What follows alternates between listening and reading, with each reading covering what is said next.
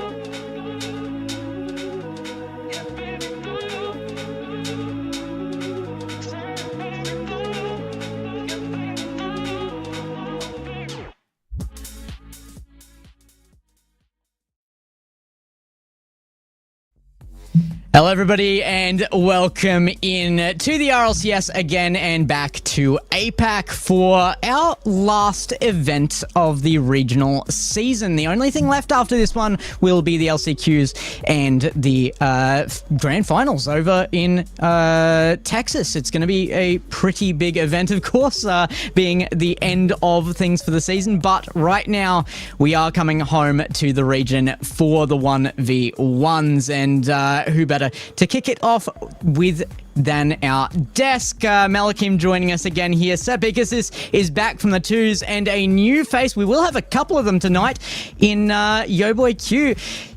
Q, welcome to the desk. It's a privilege to have you here. You've had a little bit of an entry over the last, is it 2 seasons into APAC, or was this your first? This would have been my first season in APAC. I've gotten to work in a couple of the regions over this way, like OCE and stuff, but this is my first season in APAC, and it's been a lot of fun. I've gotten to work APAC in a couple of other titles, and I always love the passion in APAC, so I'm glad to be here for RLCS. Yeah, the passion is inarguable in this region, and especially in the past few seasons, I've really enjoyed seeing the rise of many players alongside that. So again, I appreciate the re-invites for some of these alternate playlists. Always yeah, pleasure to have it's you been pretty cool, right? It's been pretty cool. Even the 2s, the fact we got to do the 3s to end the season for the 2s, and now the 1s, and the 1s has been actually extremely competitive for APAC going into this as well. So today should be a very, very high pressure and high category day. Yeah, absolutely. And actually, it just dawned on me that even though, Malakim, you've been here for a few events now, everybody here is here just newly this season for the APAC main desk as well. So we've got a very fresh cast right now. Big shout out to Boyo and Rhino. They aren't gone. They're just on holiday. So have the time of your life, boys. But we've got to move on into the gameplay, of course. Like you said, there has been some heat in the 1v1s from the APAC side of things. So let's take a look at the bracket quickly here and exactly what has occurred to get us to this point, because our first one up for the day is going to be that Japan versus Japan matchup, and it will probably be, it is going to be the only entire nationality matchup of the entire weekend. So that one is not to be missed. First up, J-Box versus Cash is our second, Max U versus Tinny, and Risk versus Sphinx, who I think, in my personal experience with APAC, Sphinx has to be the headliner for the ones. Yeah, I mean, you go and you look at this entire bracket. I mean, my number one headlining matchup for me personally is that Nye versus Fearlash match at the bottom of the bracket. That is an elimination match somehow. You've got all of the biggest names in the region packed up into this gauntlet of a 1v1. And I really do think those are some of the better ones players, especially two of the best ones players from Japan. I do think on the flip side, Risk and Sphinx, this is going to be a great test of Risk's skill. I always talk about it on how good he is. He's only 15 years old. He's had an amazing entry and come into the region since he was only 11. So this upcoming match against Sphinx in a couple of hours will be a real test of his skill. We don't see this name very often, do we, on these brackets? Tinny in the top 8, makes the mainstream, going to play Maxiu in that first matchup, and is proving to be a bit of a 1v1 specialist. That's why I've really enjoyed having these alternate playlists added to the RLCS pool. Whilst Maxiu is an extremely strong ones player in himself, Tinny has made a name for himself in his journey that he's made so far in this 2026 season. So that, for me, is actually going to be the upper matchup to look out for. Yeah, I think probably one of my favorite things about just like ones in general is it really allows players to make a name for themselves, right? Like there's obviously players of the top 8 that are left at this point that we expected to be here, but you have a lot of young talent that have kind of been expected to be here, but continue to show up and show out and prove themselves. I think even in years past in other regions, when we look over at like EU and NA, you have players who first kind of make their name stake in one, then they start getting those opportunities to, get into the bubble scene, and then get those pro league spots as well, get those chances to be able to play with the top dogs within their region. So I'm excited to see as far as some of those players, especially maybe a couple of these ones here in the bottom of our, starting in our lower bracket, we're going to look to go on some sort of Cinderella run over the course of the next 2 days. Yeah, all right. So let's bring it back. I mean, I'm just so happy to see that we have so much representation in the across the boards. There, we have that one English flag, the little the red guy on the shoulder of APAC there in Cash, but everybody else coming up with some representation from within the region, very very natively, and I do love to see that. Even Max, if you're looking at that, don't be fooled. Yes, half heritage there as well, but he is half Singaporean and he does live in the country, so it could just as easily have been the Singaporean flag there. It is, as I said though, our only same nation matchup first up here, Nye versus Fearlash, so I'm very keen to get that one underway.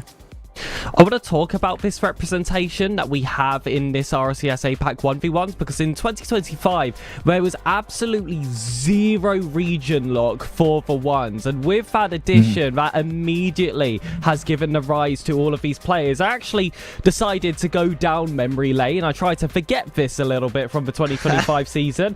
There were only 3 Asian flags represented. Of course, we've got Sphinx of Malaysia, we have Nurmik of Russia, of course Russia being half in Europe, half in Asia, and of course Risk. Outside of that, there are 4 other Middle Eastern countries. There was a Finn as well, and ultimately your 2025 APAC champion was Shadi.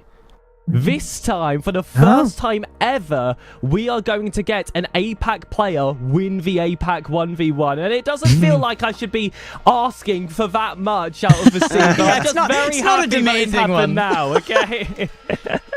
Yeah. And I mean, it's kind of funny too, because this entire 1v1 thing, you see all of the flags on the bracket, it's kind of giving a World Cup vibe, to be completely honest with you, and it completely can have that vibe, especially at the time of year that we're in, #GoUSA. But it has been absolutely amazing to see all the different types of representation. Most of these players representing different countries, amazing country diversity. First of all, in APAC, which is... Oh, Mel's muted his mic. There we go.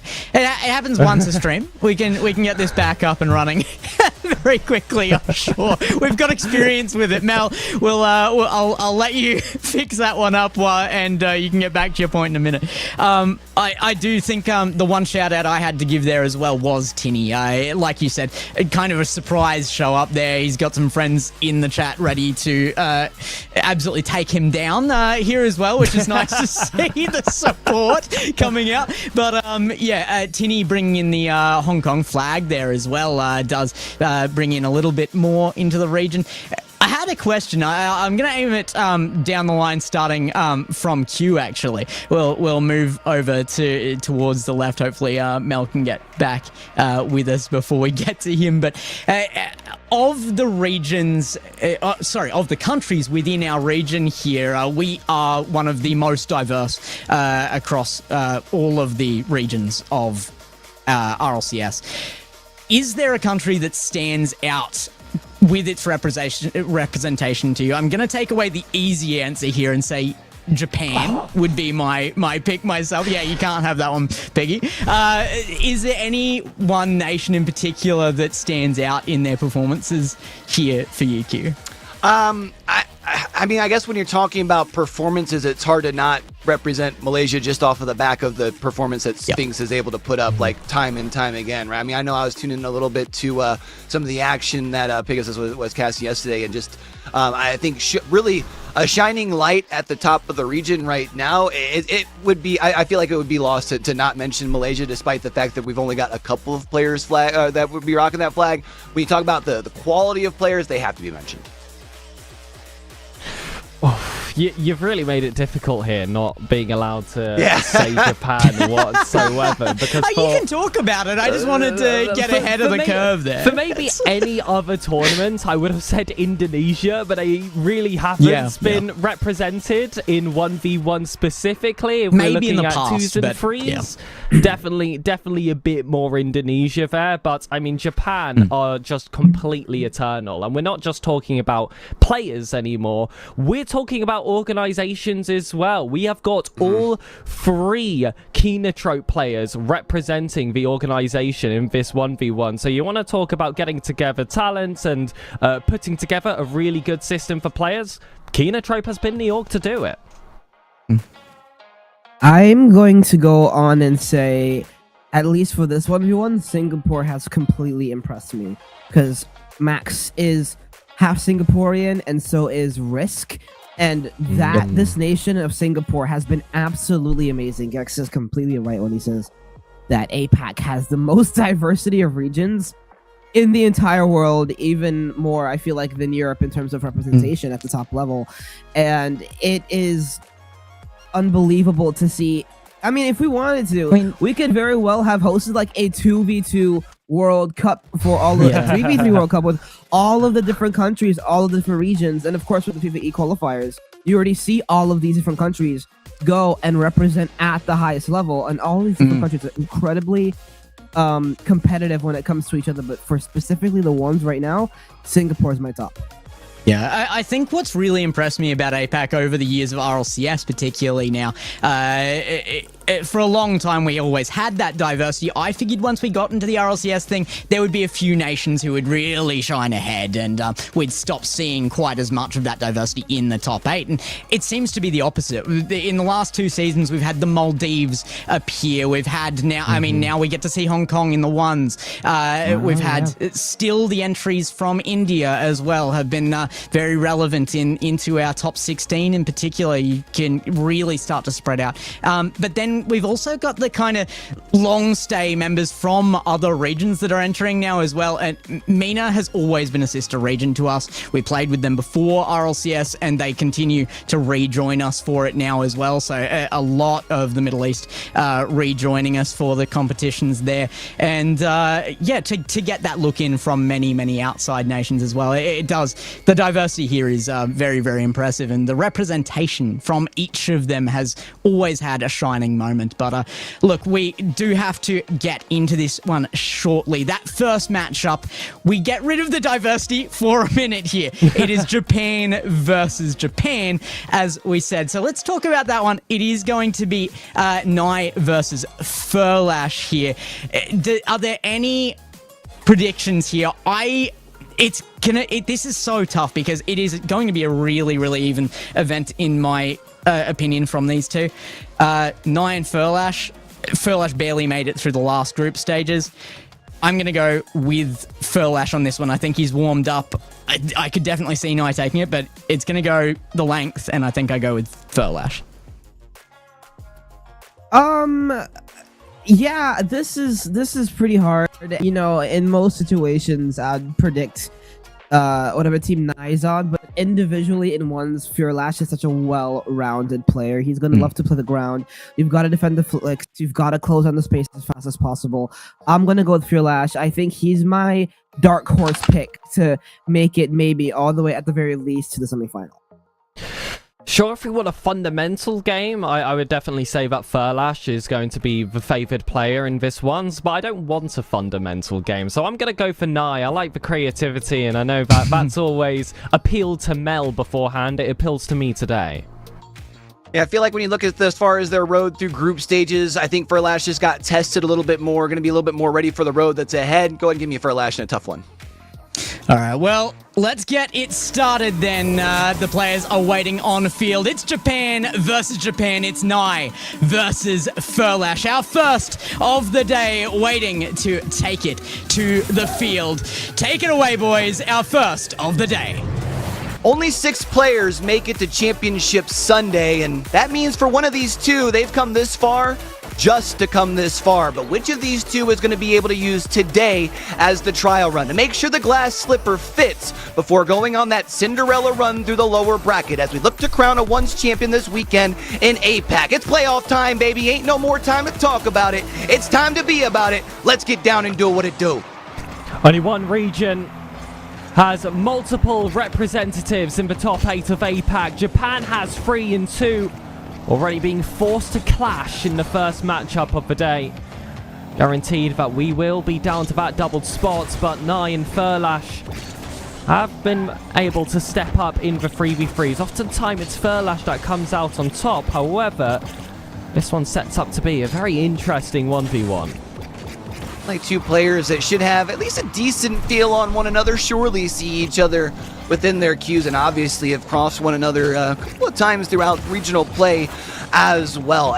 Oftentimes we talk about game number 1 being that sort of feeler out period. I don't know as important to figure out how the other is looking to play as much as how they're playing on the day. We see Nye's shot rings right up off of the post, but Nye is going to be able to do a great job of keeping pressure down on this orange side of the pitch, looking to carry, but Furlash is able to come in with a great save.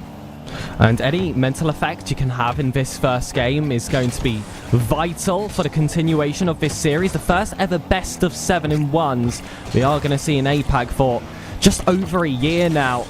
Of course, there is introductions of that forfeits rule as well. If we're past the halfway point of the game, that's when they can get called, but if games continue to be this close, I doubt that's going to happen. Nye with a reset, takes it down. The 50 is good. The follow-up has to be there, but a bump finally lands on Furlash. You can pick your poison, which side to spawn. Either way, Nye is guaranteed.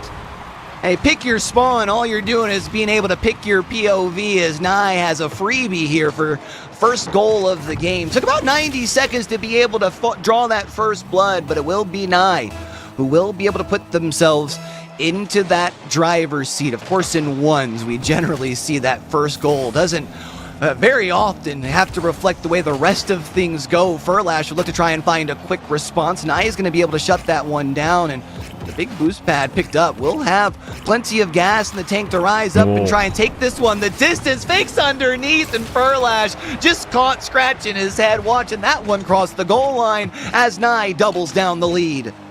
Well, there was a reason that I wanted to predict Nye in this matchup. It's because if there was any player who was going to aerial his way through a 1v1 series, it was going to be from that side of a coin. It's given the corner boost for free, a full tank of boost as well. Furlash will set on that wide wall. Did want to respect any high opportunities. Instead, it's taken low. Furlash gets that first challenge. Wanted to bail away to steal the boost. Has a getter, and now Nye, as a result, is full of resources with more space up the wall.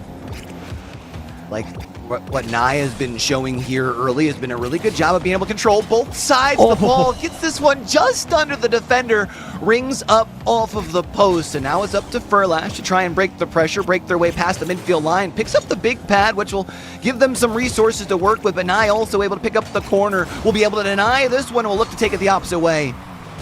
And Nye has been the first player in this game to show a bit of confidence. Very front-footed.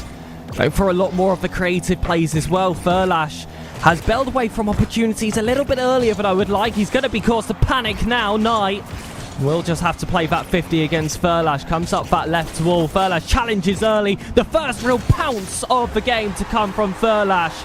And the Keenatrope boy will get the first goal.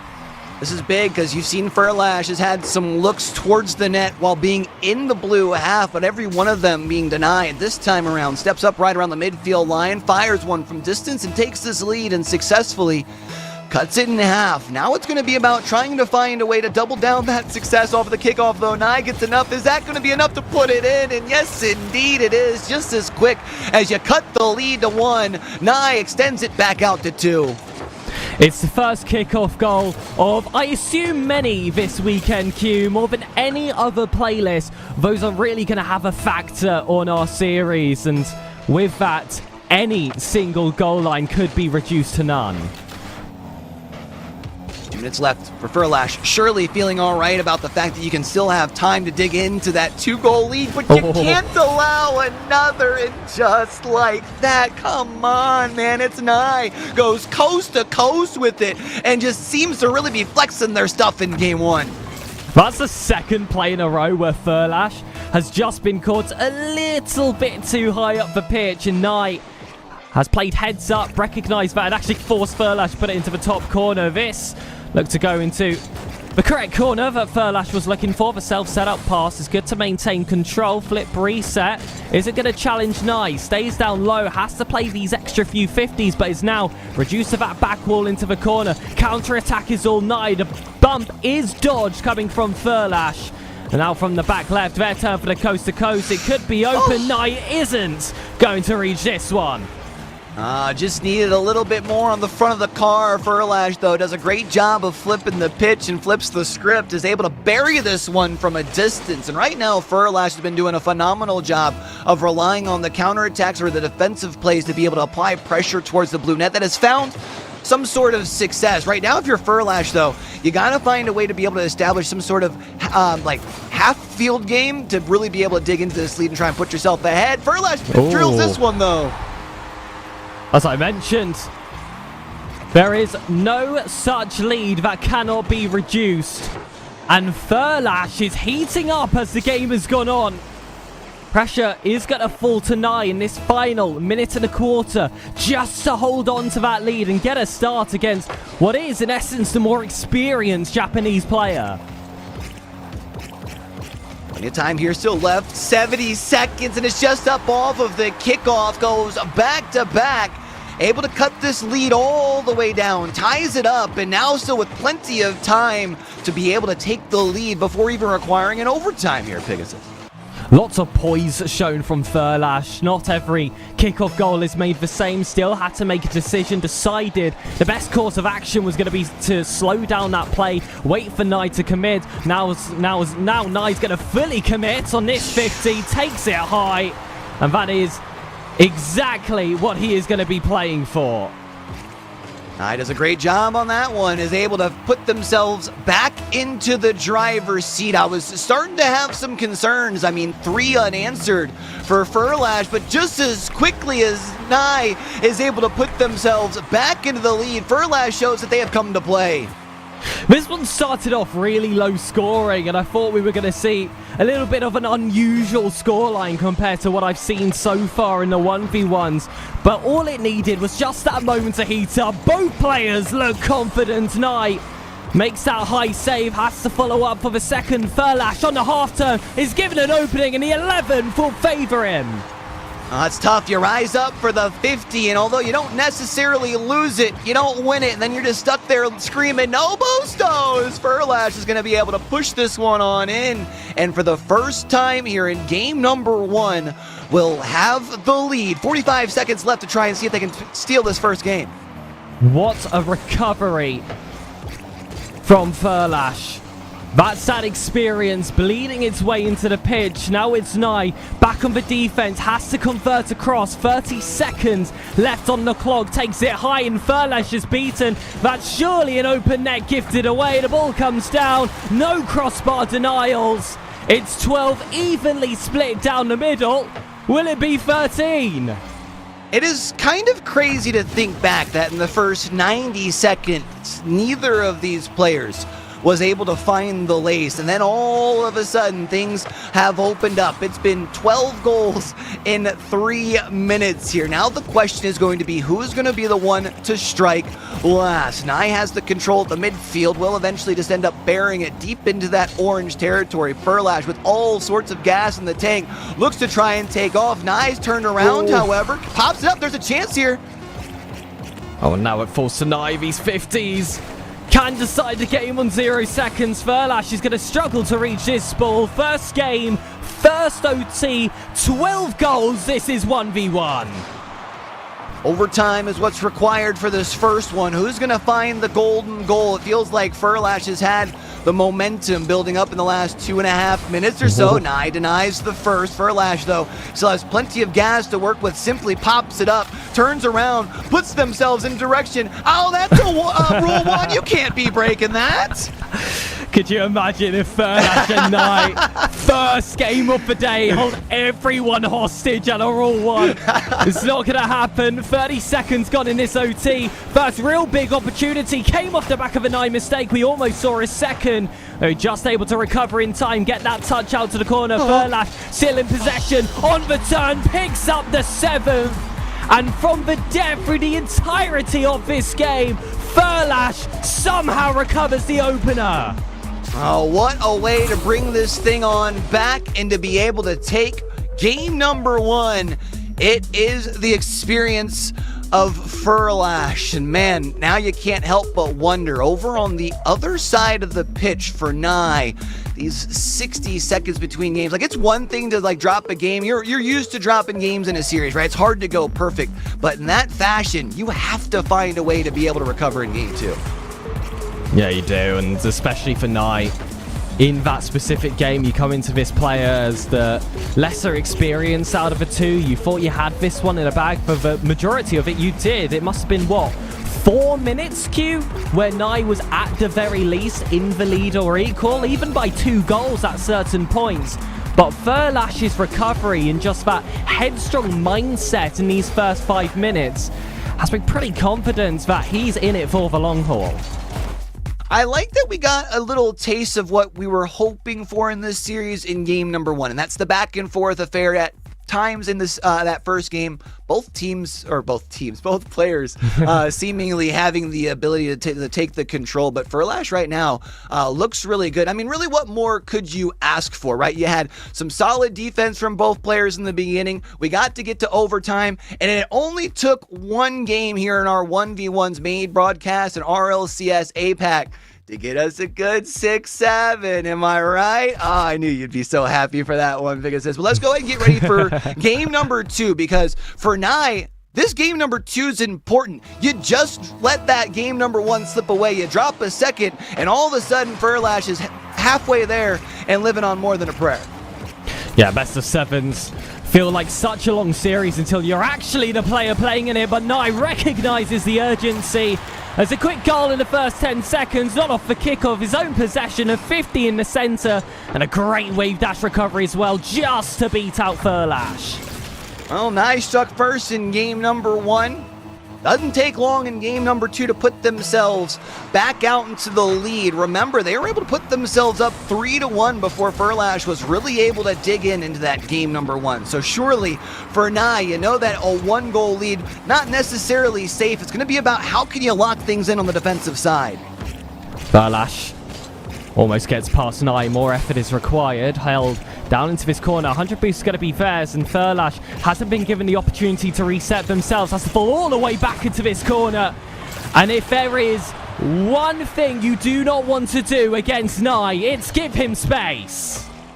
Hit him with the little carrot on the stick trick too, just in front. Oh, you're gonna get it? Gotta be quicker than that. Nye's able to sink a second one, and we're not even 35 seconds in, and it feels like Nye has really started to find their stride. Off the kickoff, gonna be able to get the possession here once more. Of course, no gas in the tank. We'll have to retreat back for that. Both players will be sitting on full, but all of a sudden it's Nye who's still been able to keep Furlash on the back foot.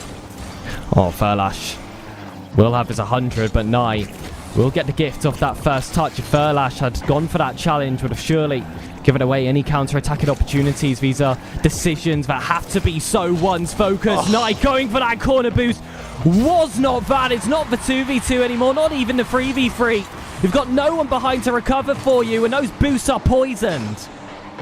Cookies! Furlash is able to pick the pockets, goes the opposite way. And I feel like this is something that we have seen Furlash be able to be very successful at over the course of, what at this minute, it's been like 7 minutes of play or so, 6-7 minutes, somewhere right around there. And I feel like has been able to do a great job of turning defense into offense. Yeah, we've seen Nye do it at times, but it feels like the counterattack game is really what's allowed Furlash to stay in the mix of it. Nye could keep Furlash involved in this corner again. Still remains behind the ball, has a majority of the boost, and Furlash recognizes that that's been stolen away from him. Another corner stolen. Furlash continues to be starved, and this is going to be all about timing. How you hold your momentum, that's going to be the only way to beat Nye. But now you've given him space for the hook shot. The ball is sent just shy of the crossbar. Furlash does get that initial recovery. Won't get that corner boost though. Oh, you see him just running circles, trying to find some way to get the angle. Gets it, though, and now is all the way off the midfield. Picks up the big pad. Has a chance that it will have to rise up for the double tap, but will not contest. Nye, just that small little hop, I think, was enough to get some hesitation. Furlash over one, though. Can't find the angle for the second touch, and while we've seen prolonged possession for Furlash, still hasn't been able to find a second goal yet. I cannot understate the professionalism from Furlash to somehow equalize this position. Was completely starved of boost for what felt like 25 seconds, but even with a full tank, it's Nye with the flip reset from his very own corner to take those tricks above his fellow Japanese nationman. It's feeling like deja vu a little bit all over again, though, Pegasus. I mean, 3-1, Nye's up. We're about halfway through the game. This is about where the tide started to turn in game number 1. Hopefully, Nye doesn't start to have any flashbacks, especially if Furlash is able to strike next. Was looking on that opportunity, Nye denies, and now looks to go the opposite way. That's pinched off of the sidewall. No real gas to be able to make a threatening play. Will be able to pick up the big pad in the corner. Might be able to stay up in the sky to make a threat towards the net. Furlash, an empty gas tank, 51, and Nye will be able to slam this one home. Tides were low and slow, but at any time the waves could start crashing down. Last time it was Furlash in this second half. This time Nye is getting the job done. 4-1. 2:14 left on the clock. So for Furlash, you understand that there is time. I mean, time feels like it gets so extended with the more space that there's on the pitch, whether it's twos or especially in ones. It's so easy to be able to compound down that extra pressure, especially in a comeback scenario. But you got to start locking in on defense because Nye seems to be dialed in, and it's now 5-1. We set expectations for Nye in this second game. We called him to action after that first game was wasted away to Furlash. And so far, Q, he is passing every single test we gave him with flying colours. Looking great here for Furlash. Almost starting to wonder, where's that extra bite that we had seen in game number 1? I asked. Carries, but that one's up off the post. Finds the demo, so all you got to do is just simply tap it in from there. You've cut the lead down to 3. Is 1:45 going to be enough time? One test going well for Nye, but ultimately In this year of the RLCS, Furlash has been the Japanese valedictorian. Another goal just to add to the tally, a 3-goal difference with 1 minute 45. Instinctually feels like a big gap, but this is 1v1. 1v1, it is easy to turn things around quick, fast, and in a hurry, but Nye seems to be warming up, and Nye is going to look to take to the sky, finds a way to slide this one in between the top bar and the defender, and it's now 6-2. My oh my, Nye. Great flip reset again. That has been the real points of contention between these two players, their difference when they take it to the skies. I want to say that Nye is the more creative out of the two, but it's been the same old flip reset. Furlash has fallen for it in every instance, but when it's come to these quick counters, that's when you look towards the keener trope end. Talked about how the counter game has really helped Furlash stay in the mix of it, allowed for them to put themselves in contention where they were eventually able to take away game number 1. With 121 left here in game number 2, 3 is attainable, especially if you can find a quick one up off of the kickoff. Nye, though, is able to bait him right in, and that's just going to go right into the back of the net. And just as quickly as it felt like Furlash started to get their feet up under him, Nye finds a way to extend once more. Gives Furlash a bit of a taste of their own medicine there. We are back to a scoreline which extends past 10 total. This time it is in Nye's favour, but still counting as Furlash picks up the 4th. It's a cheeky one to pick off the kickoff. You saw how quick this one was able to fly to the back of the net, so 1 minute 9 seconds is still plenty. Still time, you have to believe if you're Furlash. We saw them be able to turn things around pretty quick in that first game, and I mentioned Ones is a little bit of a different beast here, but for Nye at this point, we make it sound easy when we say holding the line, but it becomes that simple for this final minute. Every trip down in the orange half, especially in Ones, every 5, 7, 11 seconds going to be crucial in this final minute. Furlash has got the correct mindset as well, of course.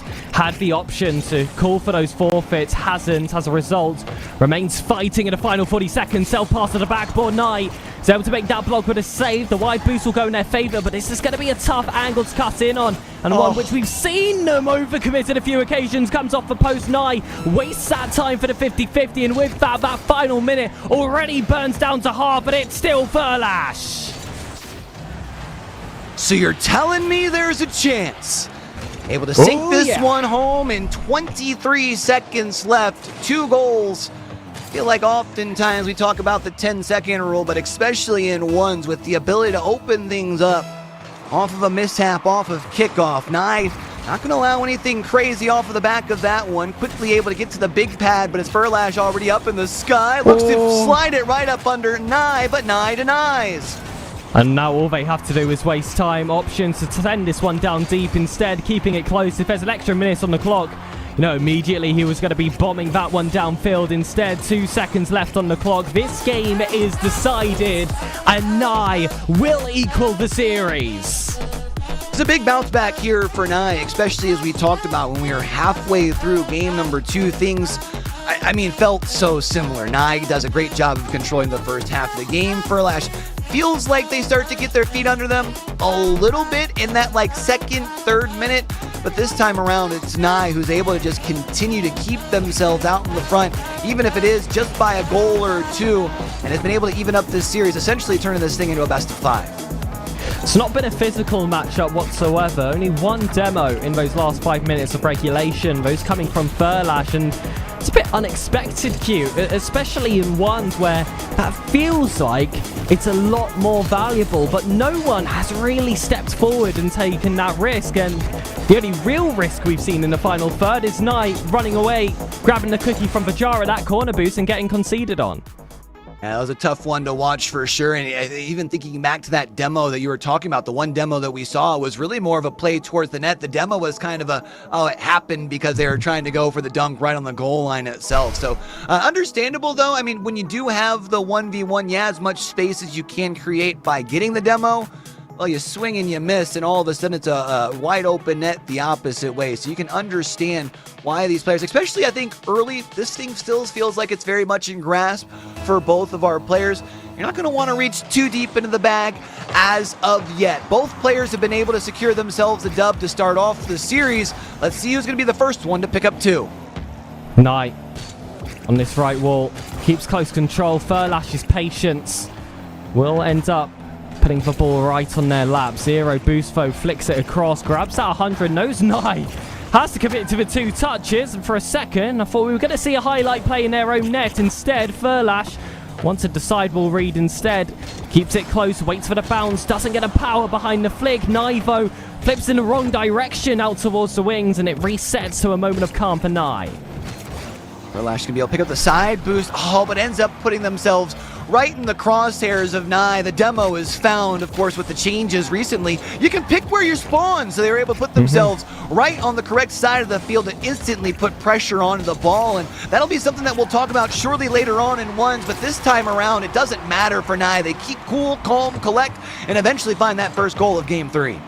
Yeah, that demo was less about putting Furlash out of position, more than it was actually just putting him out of the boost count. Economy was dropped. Nye had that time to pick up those extra few pads, position how they like, and as soon as they won that 50-50, they just had a little bit more turbo to chase towards that secondary ball, get to this corner as well. That's too much from Furlash, and Nye will immediately double up as a result. Start seeing, we were talking about the looks for the demos. We were wondering when we'd start seeing them. Furlash looks for it there. I don't know if it was just simply for the bump or what, but swing and a miss, and that was exactly what we talked about during the break. You swing, you miss, and it's a wide open net the opposite way, and Nye will be able to punish that one this time around. Still plenty of time, as we're only 1 minute and 10 seconds gone by, but Nye will look to potentially add a third here. Furlash grabs a demo of their own, and we'll just take the time to bring this ball into control. Nye picks the opposite side, now turns towards the near post. The shadow defense has to be on point. It's enough power to keep the ball away from net and as close towards the edge of a 6-yarder as possible. Furlash has been forced to hook around. Now it's Nye with their very own, the finest touch, brings it above the crossbar. And now it's Nye bailing away from the ball, picks the boost instead. Now it's back to Furlash, takes it towards the skies, but doesn't want to play for the second touch. Instead, it's a misread from Nye, and Furlash has been allowed into the game. Sometimes these are the hardest to defend. That ball is just floating up in the sky. It seems like that ball gets bigger the closer it gets to your car, and then all of a sudden, one swing and miss. The ball drops in front of the net. Furlash is going to punish that each and every time. So they will be able to find their first here in game number 3. As we have seen, they're going to need more than just the one. It really feels like Nye has been able to take that momentum that they started to build upon in game number 2 and has really started to carry that into game 3. Finds the demo, and this should be an easy third goal. Oh, no! And that is completely a sign of the new update. It is in essence a nerf of the demo. Nivo still keeps possession, causes just enough pressure on Furlash for the goal to come later down the line. Still a bit of extra work required, and those crisp free touches will certainly get the job done.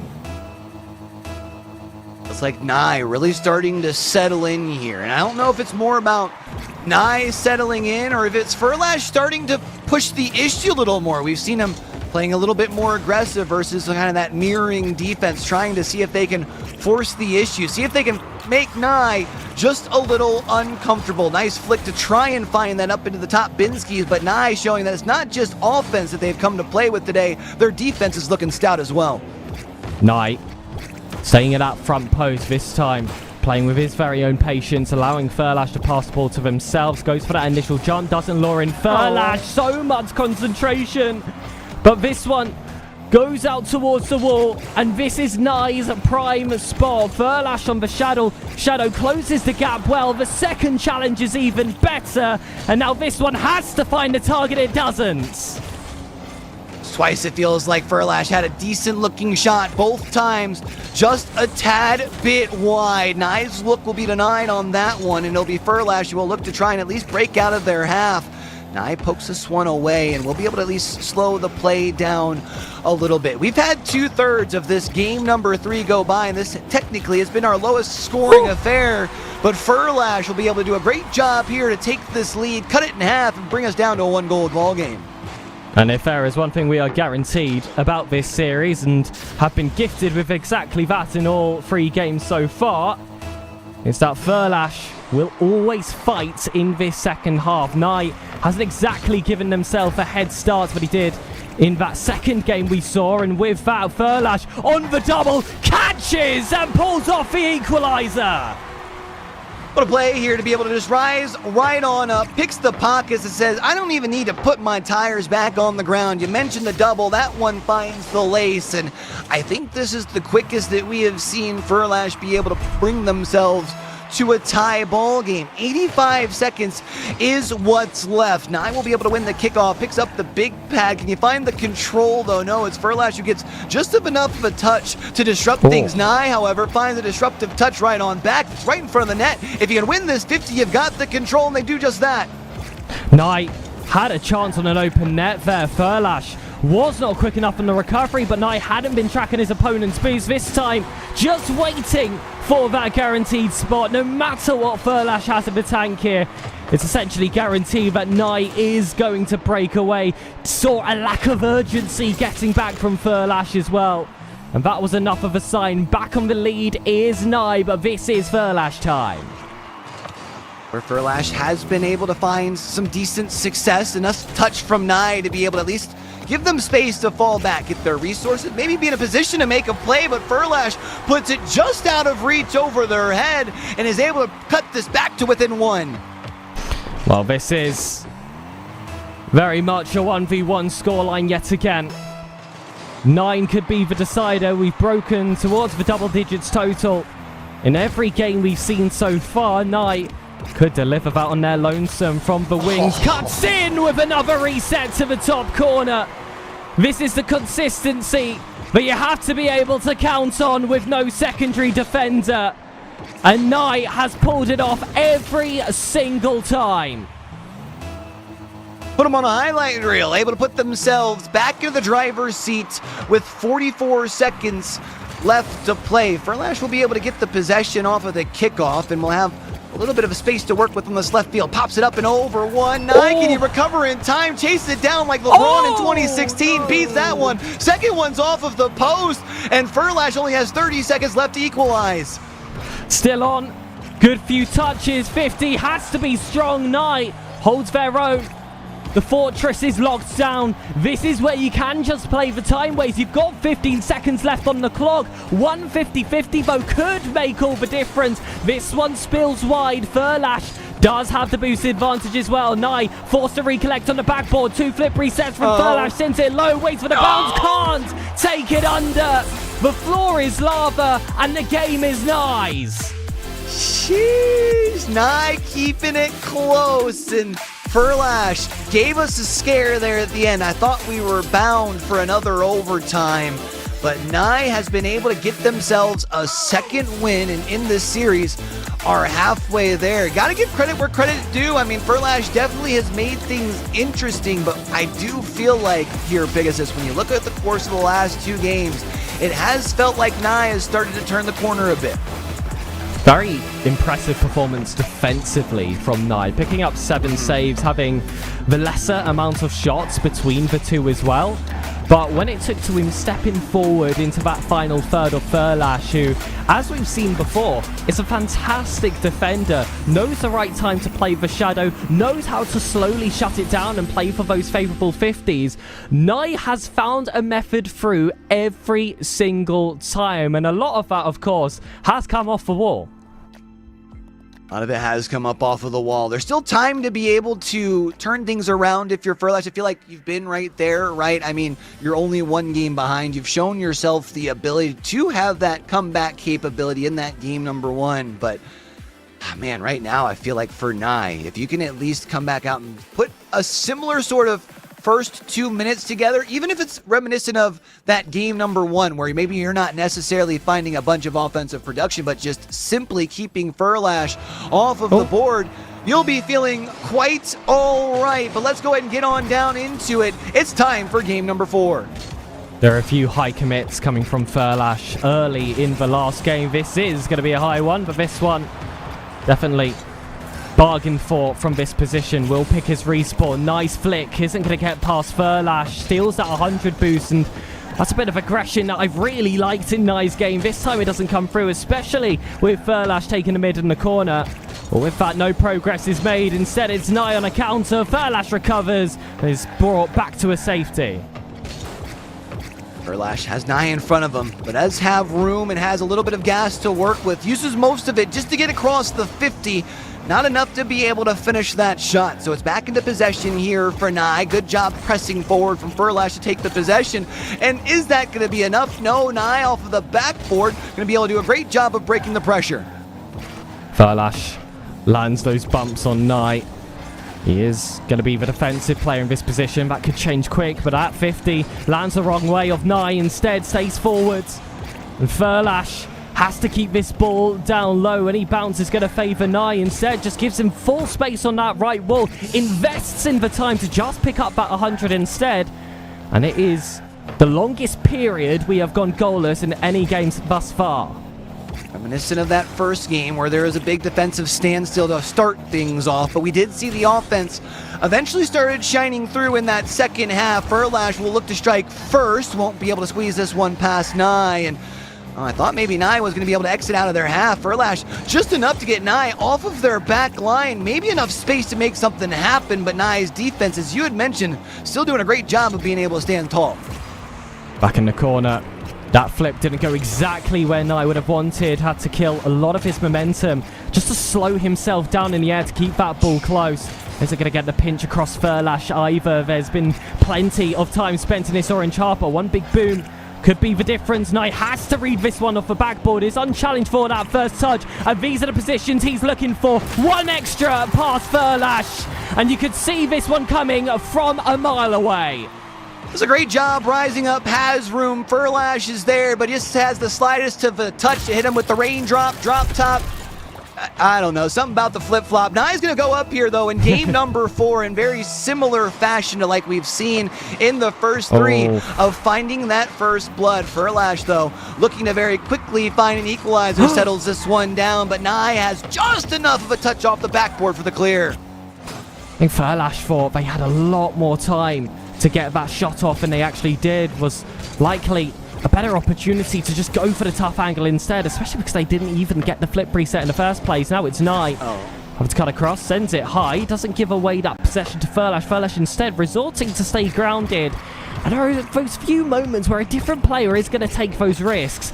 Furlash isn't one of them, wants to play for the higher percentage, but it's led to a very defensive game, and Nye has had all the chances. For all of probabilities, it's going to go in your net eventually.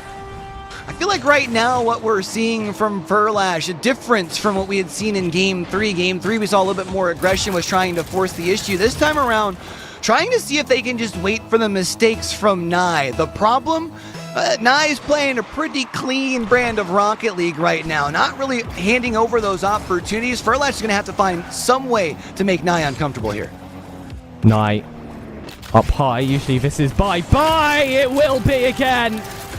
Furlash forced to pick that one out, reset to the kickoff. This superstar is unstoppable. Doing a great job taking up to the sky as Nye, this time around, tripling down their lead. And while we've seen Furlash be able to surmount some comebacks in the past, it feels like the vibe a bit different out on the pitch in this fourth game. Of course, as I say that, Furlash is able to bust out the protractor, finds the angle, and will be able to break the cap off the top of the scoreboard, and will be able to find their first in Game 4. This is the first shots, the first real play, honestly, coming from Furlash in these 5 minutes that has shown real ambition. Didn't hold that ball close, play for the 50s. Instead went, you know what, I back my ability. I'm going to strike this net. I'm going to beat Nye on the next attempt. Surely he tries to cut around for this one. The ball just isn't going to favour him this time. Takes it high. No flip preset. Goes to the backboard instead. Nye has had the slip before. Instead is a lot more poised to defend. And now it's all hundreds on either side. Nye was hoping to get the timing on that corner boost, and had they just picked it up, would have had just enough, I believe, to get past Furlash, because they are both waiting for the respawn. But that's the unfortunate thing about timing. It doesn't always work out into your favor. Nye at this point, though, I don't want to say play keep away because 70 seconds is a long time to play keep away, especially in ones, but with the 2-goal lead right now, they don't necessarily need to be the one to push the issue. They can wait for Furlash to make a small little mistake, you take it the opposite way, and now all of a sudden you're up by 3. And of course, forfeits can be called, but again, I'm liking this a lot from Furlash. He's playing all of these games out. 3 goals in 56 seconds is very doable, especially when you get kickoffs like this. But Knight recognises the danger, cuts in quick, but this still concedes possession to Furlash off that right wall. Flip reset goes their way. The first flick is good. The second is better, but a crossbar. The secondary defender still makes the block. This is messy from Furlash, and that's all Nye. Rumbling, bumbling, stumbling all the way down the field, and just as you had talked about it, the call finally comes across. After that one, Furlash has seen enough, and it was something that I was kind of curious if we would see after another goal or not for Furlash. Here now, going to be using that forfeit option, and we'll just look to line it up as now Nye going to be on series point.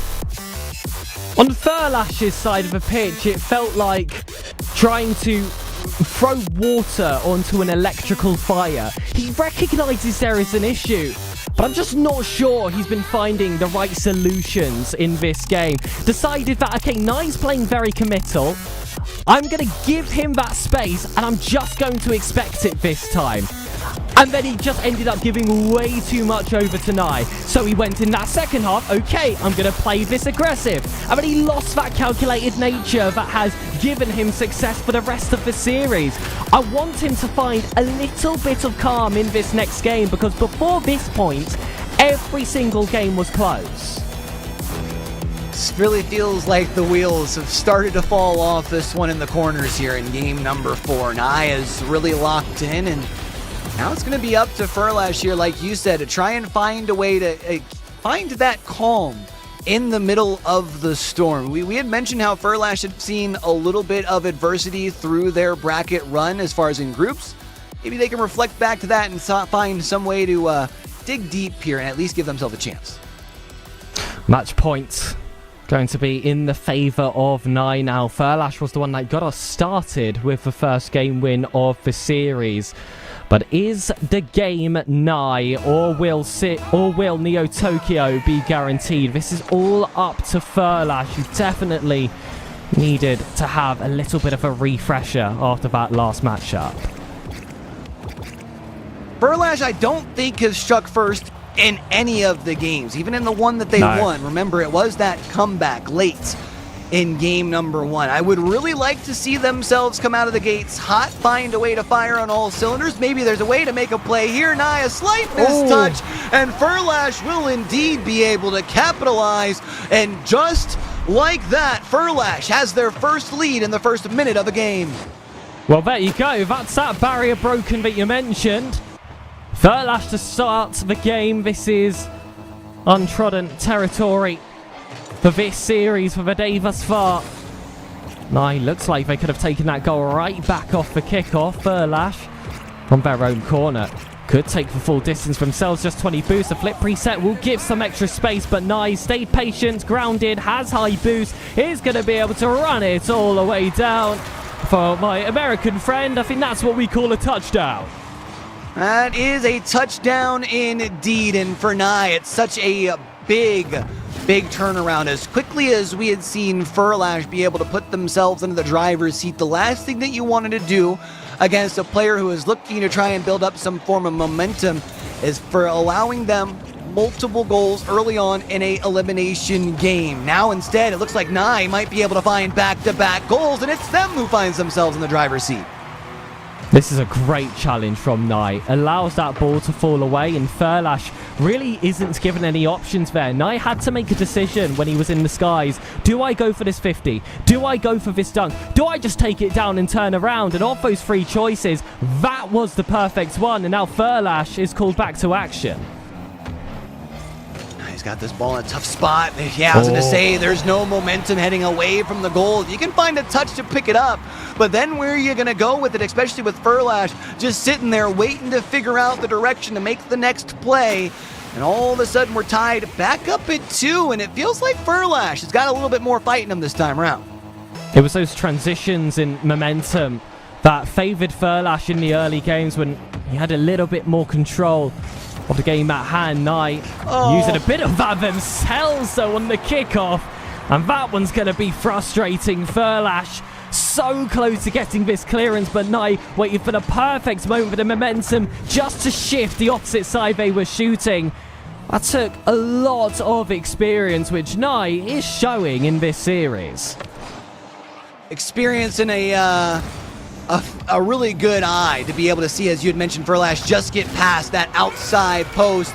And now Nye is going to be able to find another one. Doubles down their lead, and it feels like Nye is starting to warm back up. Really is, but at the same time, Furlash has looked good in this game so far. But for any responses he's thrown towards Nye, Nye has just one-upped him in every single occasion. Now Furlash brings this ball down, looks for the solo cut in. Nye is crept a bit too far high, gets that touch towards the corner, and now it's Furlash's turn to make the mistake.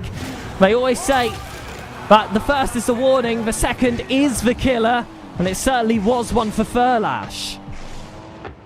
You reach, I teach, says Nye in the corner as they see Furlash swing and miss for the demo.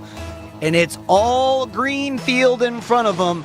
And it's now a 3-goal lead. Furlash able to win off of the draw here. It's going to be deep inside of the blue territory, but Nye picks up the big pad, which means resources to be able to flip the pitch, and all of a sudden it goes the opposite way.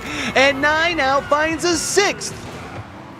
And whilst they are allowed to, once it reaches 2 minutes 30, assuming Nye scores a few extra goals before that point, Furlash realistically cannot call a forfeit. He's in the lower bracket. This is his final chance. He needs to pull out a huge comeback again if he wants to achieve just survival.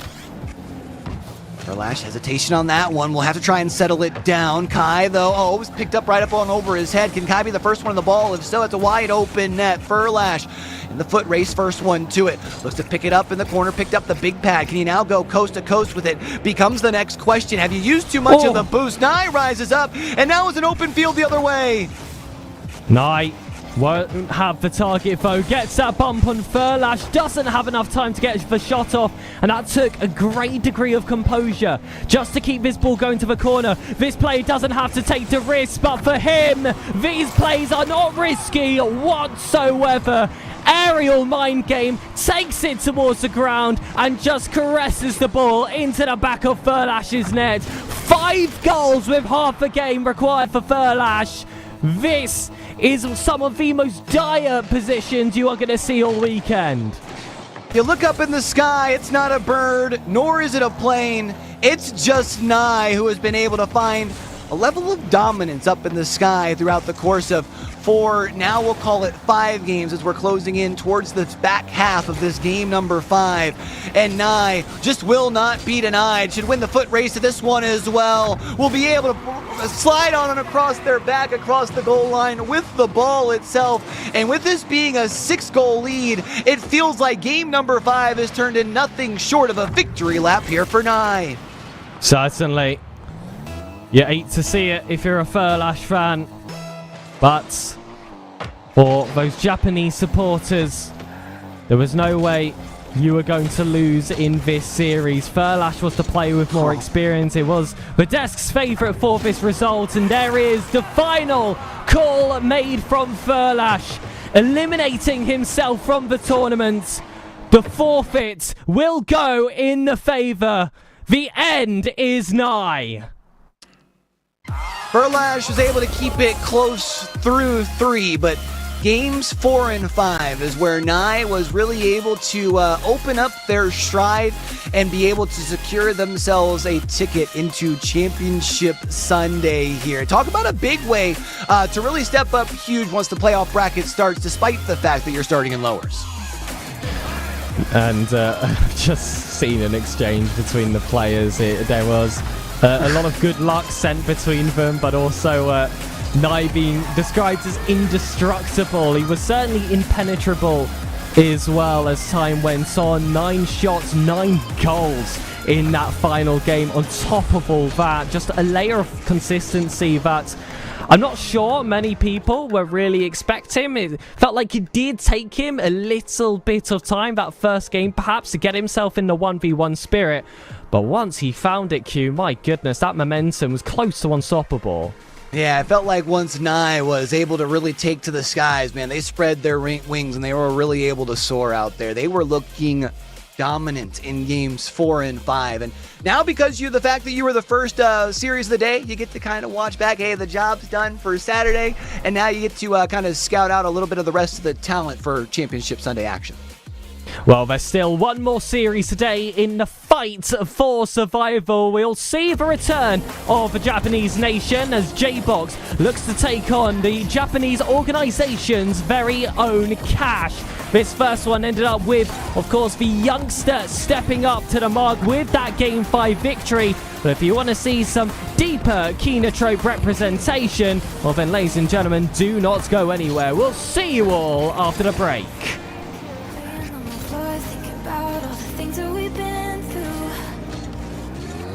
From 24/7 to pretending like I never met you. No, it's all for the best, cause I know where I'm at every time we're together. Going out of my mind, and I wish I could lie, tell you that it gets better. Now that you're gone, they say time should heal, but it's been too long. Couple months where I can't seem to move on. I can't seem to move on. I can't seem to.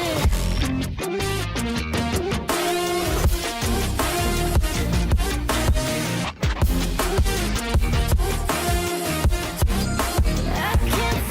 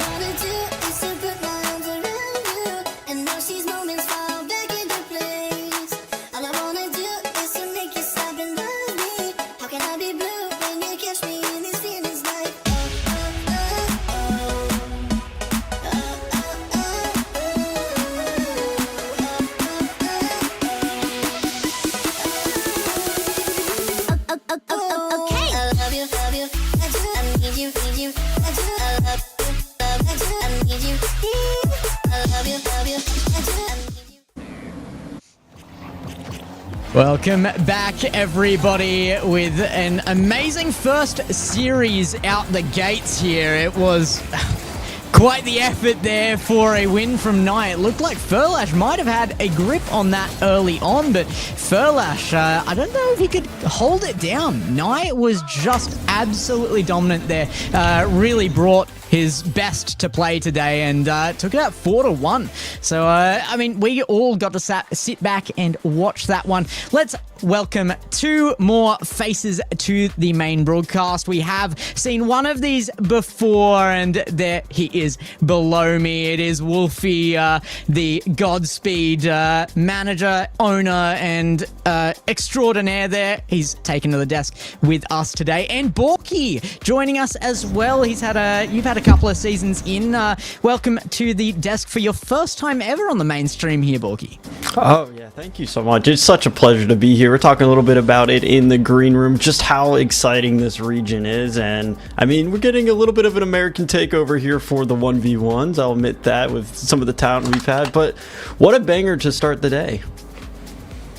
You know, I feel when you look at these players, you look at today, it's one where it's a recipe for so much success. And, you know, Nye in that first match would not be denied against Furlash. And, you know, I'm expecting these matchups as we continue seeing them on, especially in the 1v1 setting, to continue being banger after banger. It's gonna be hard not to be. I think the quality of the players that are hitting the pitch today. I mean, they fought through the Swiss, they fought through the group stage, and they have earned their spots here without a doubt. I think the question on everybody's minds is what is happening with Tinny here. That's the big shock for everyone. But first off is this J-Box versus Cash matchup. We will see Maxu versus Tinny in our second last one today, and Risk versus Sphinx before we head on to tomorrow's matches. But we have to see who our first one through to match E in the quarterfinals down the bottom there will be. Will it be J-Box? Will it be Cash? And who is going home? No, all right, Mark, you go for it. No, it's all good. Sorry about that. I'm just saying I'm really excited for this matchup here. I mean, I'm going to start off by saying I plead a little bit of ignorance when it comes to APAC. I don't have the biggest knowledge pool, but two names that instantly stand out for me when I did look at this bracket is, of course, Cash and J-Box. J-Box, I've recognized that name. I've seen them around the scene. I know what they're capable of, and I feel like when you put them against a player like Cash, who has his experience in EU, it's gonna. I feel like this one's gonna be probably the series of the day, in my opinion. And I think exactly that. You have a player with so much experience that comes from a very tough region and really bringing it to APAC. And we've seen these type of players continue to find ways to dominate here. But I'm excited to see what they can kind of come in here, especially J-Box, who's just been on a run. He has just been the player, in my opinion, who has just seen himself take off. And, you know, his skill is undeniable. I think he's going to come against Cash tonight and say, hey, I want to be able to represent Japan. I want to be able to represent APAC and say, hey, we're the homegrown player. I'm going to make sure I come out here on top.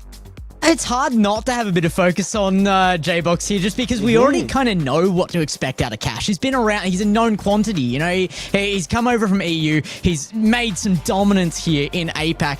I think he's probably the expected victor of this match. I'll get your opinions on that before we go in, but I definitely think that J-Box has had a massive season for his come up. I thoroughly agree with you guys, and for me, that's where my eyes lie. I want to see where he's going with this, with the potential, where that ends, where he's going to hit that peak, and I don't think we've seen it yet. So maybe there is a bit of an upset in the potentials here. I know that Cash isn't the biggest ones player, so this might be the proving grounds for J-Box yet.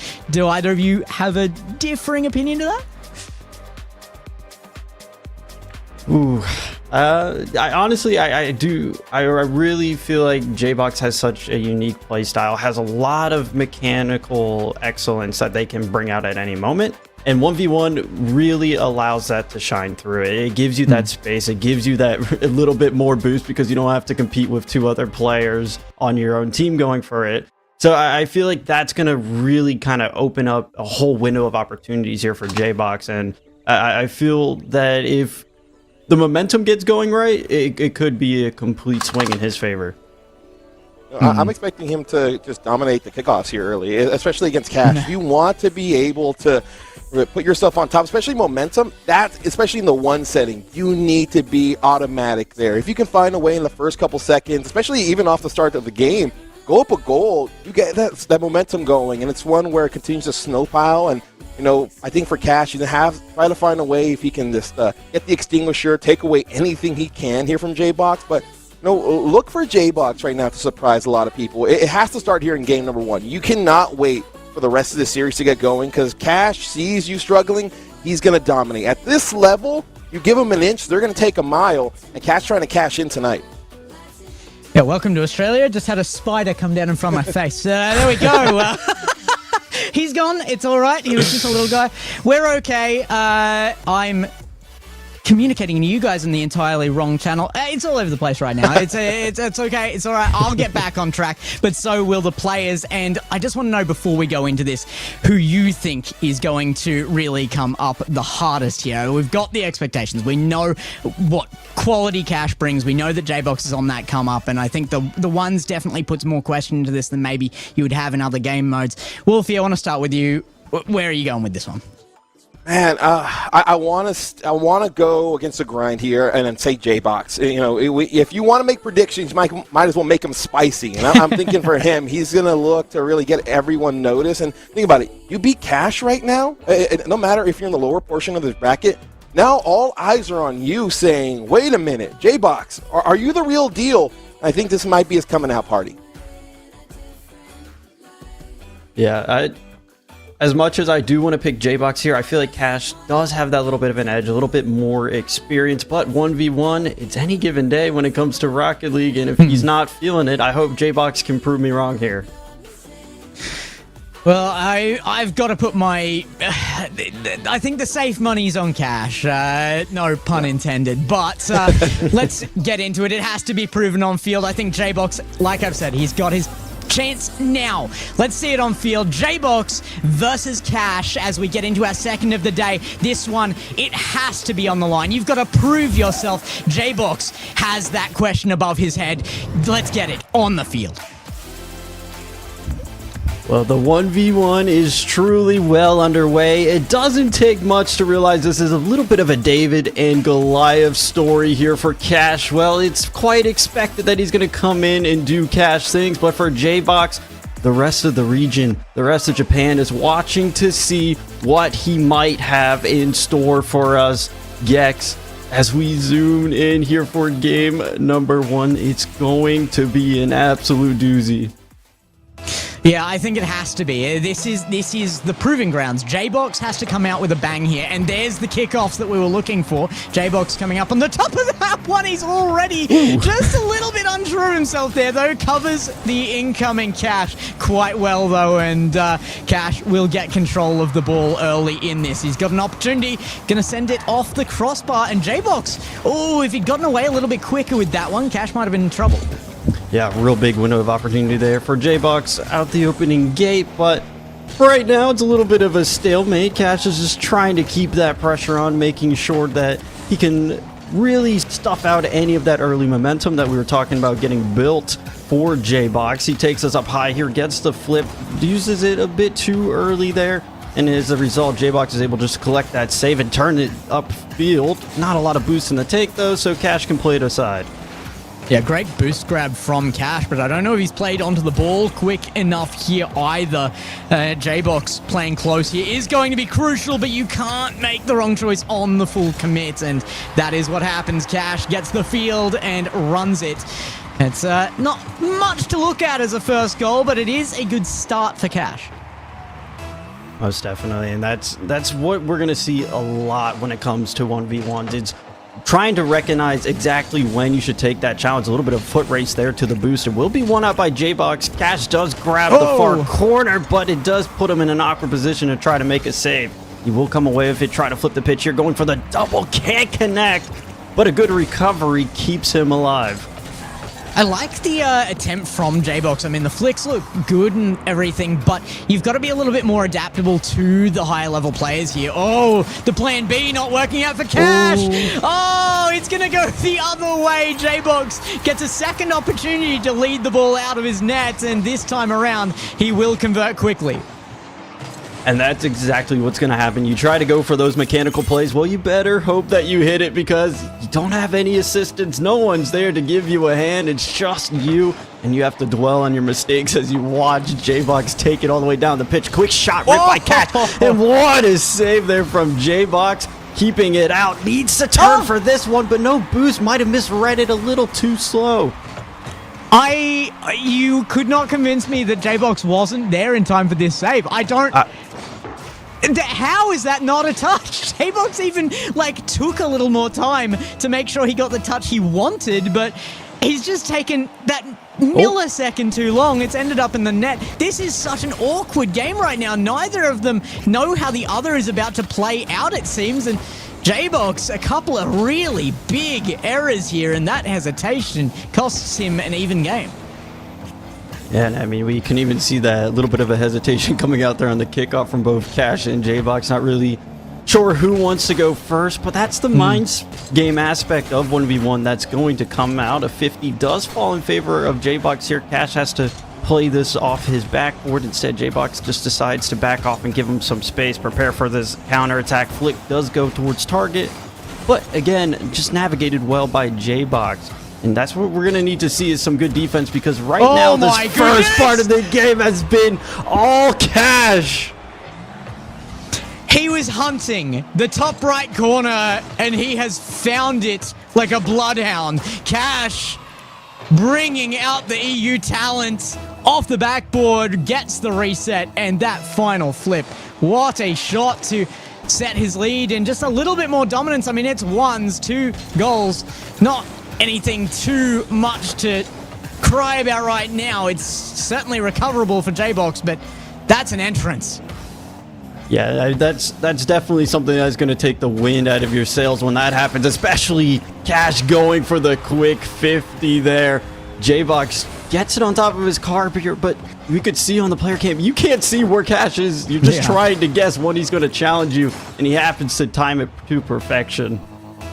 Yeah, I think that comes back to what I was talking about before as well, the adaptivity of J-Box when going against a very high-level player. J-Box kind of just making his name in the scene in the very top end of things right now. He might just not be used to the level and quality of challenges that are coming out from Cash. I think he's capable of handling these, but I don't think he's ready for them to happen.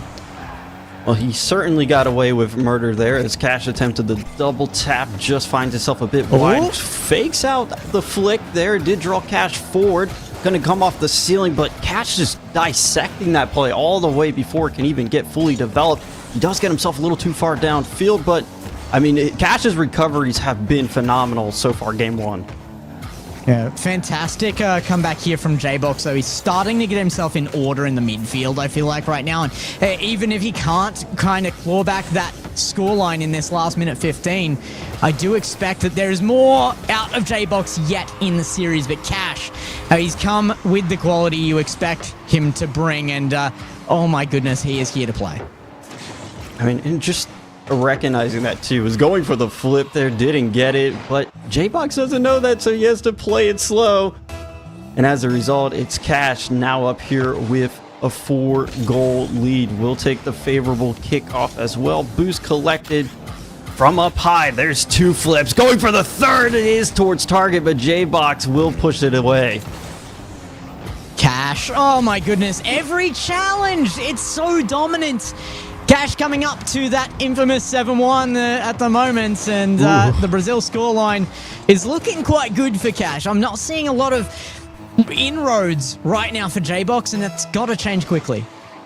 Yeah, and we were talking about a little bit during that pre-segment here before this game that game one is going to be the tone setter here for J-Box, how he's going to be able to get himself into this game, be able to establish that confidence whenever you are playing somebody of the likes of Cash. You see that name recognition, you know the danger, And this time, when Cash hits this shot to put you at Brazil, well, I mean, that's just going to be so devastating.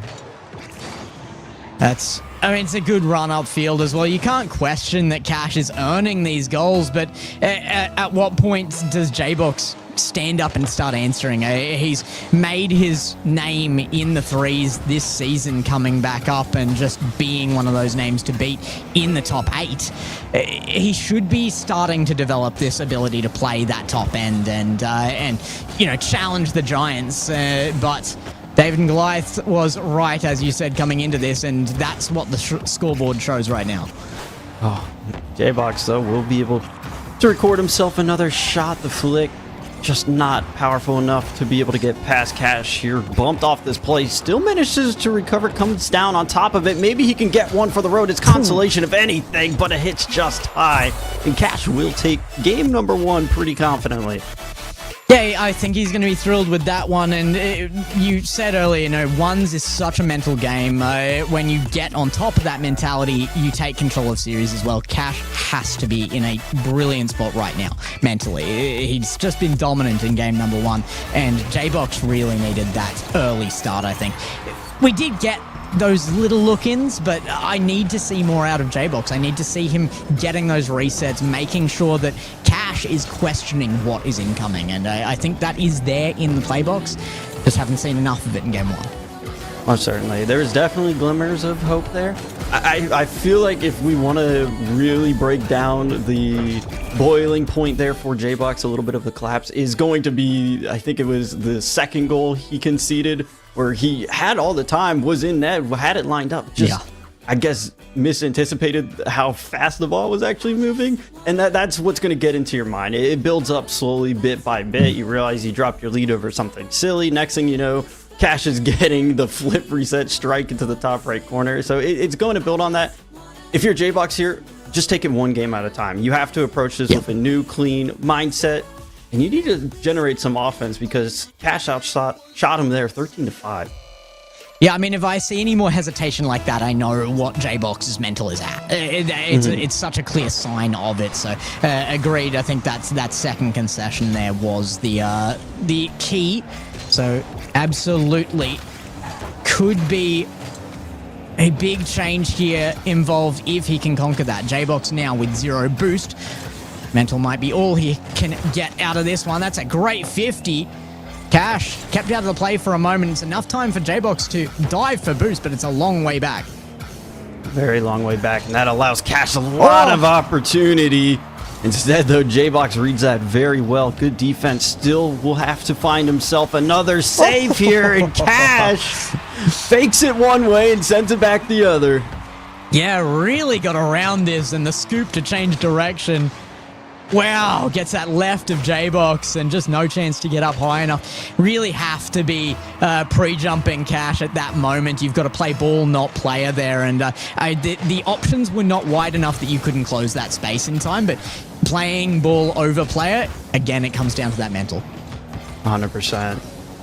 And it's just Cash feels like he's so threatening here. Going for the triple flip reset again. Ball pops a little too far away from him, and for J-Box, this is going to be a nice little goal. He can roll all the way home. It was 8 unanswered here, so that's always going to be something that just gets you a little bit of breathing room back.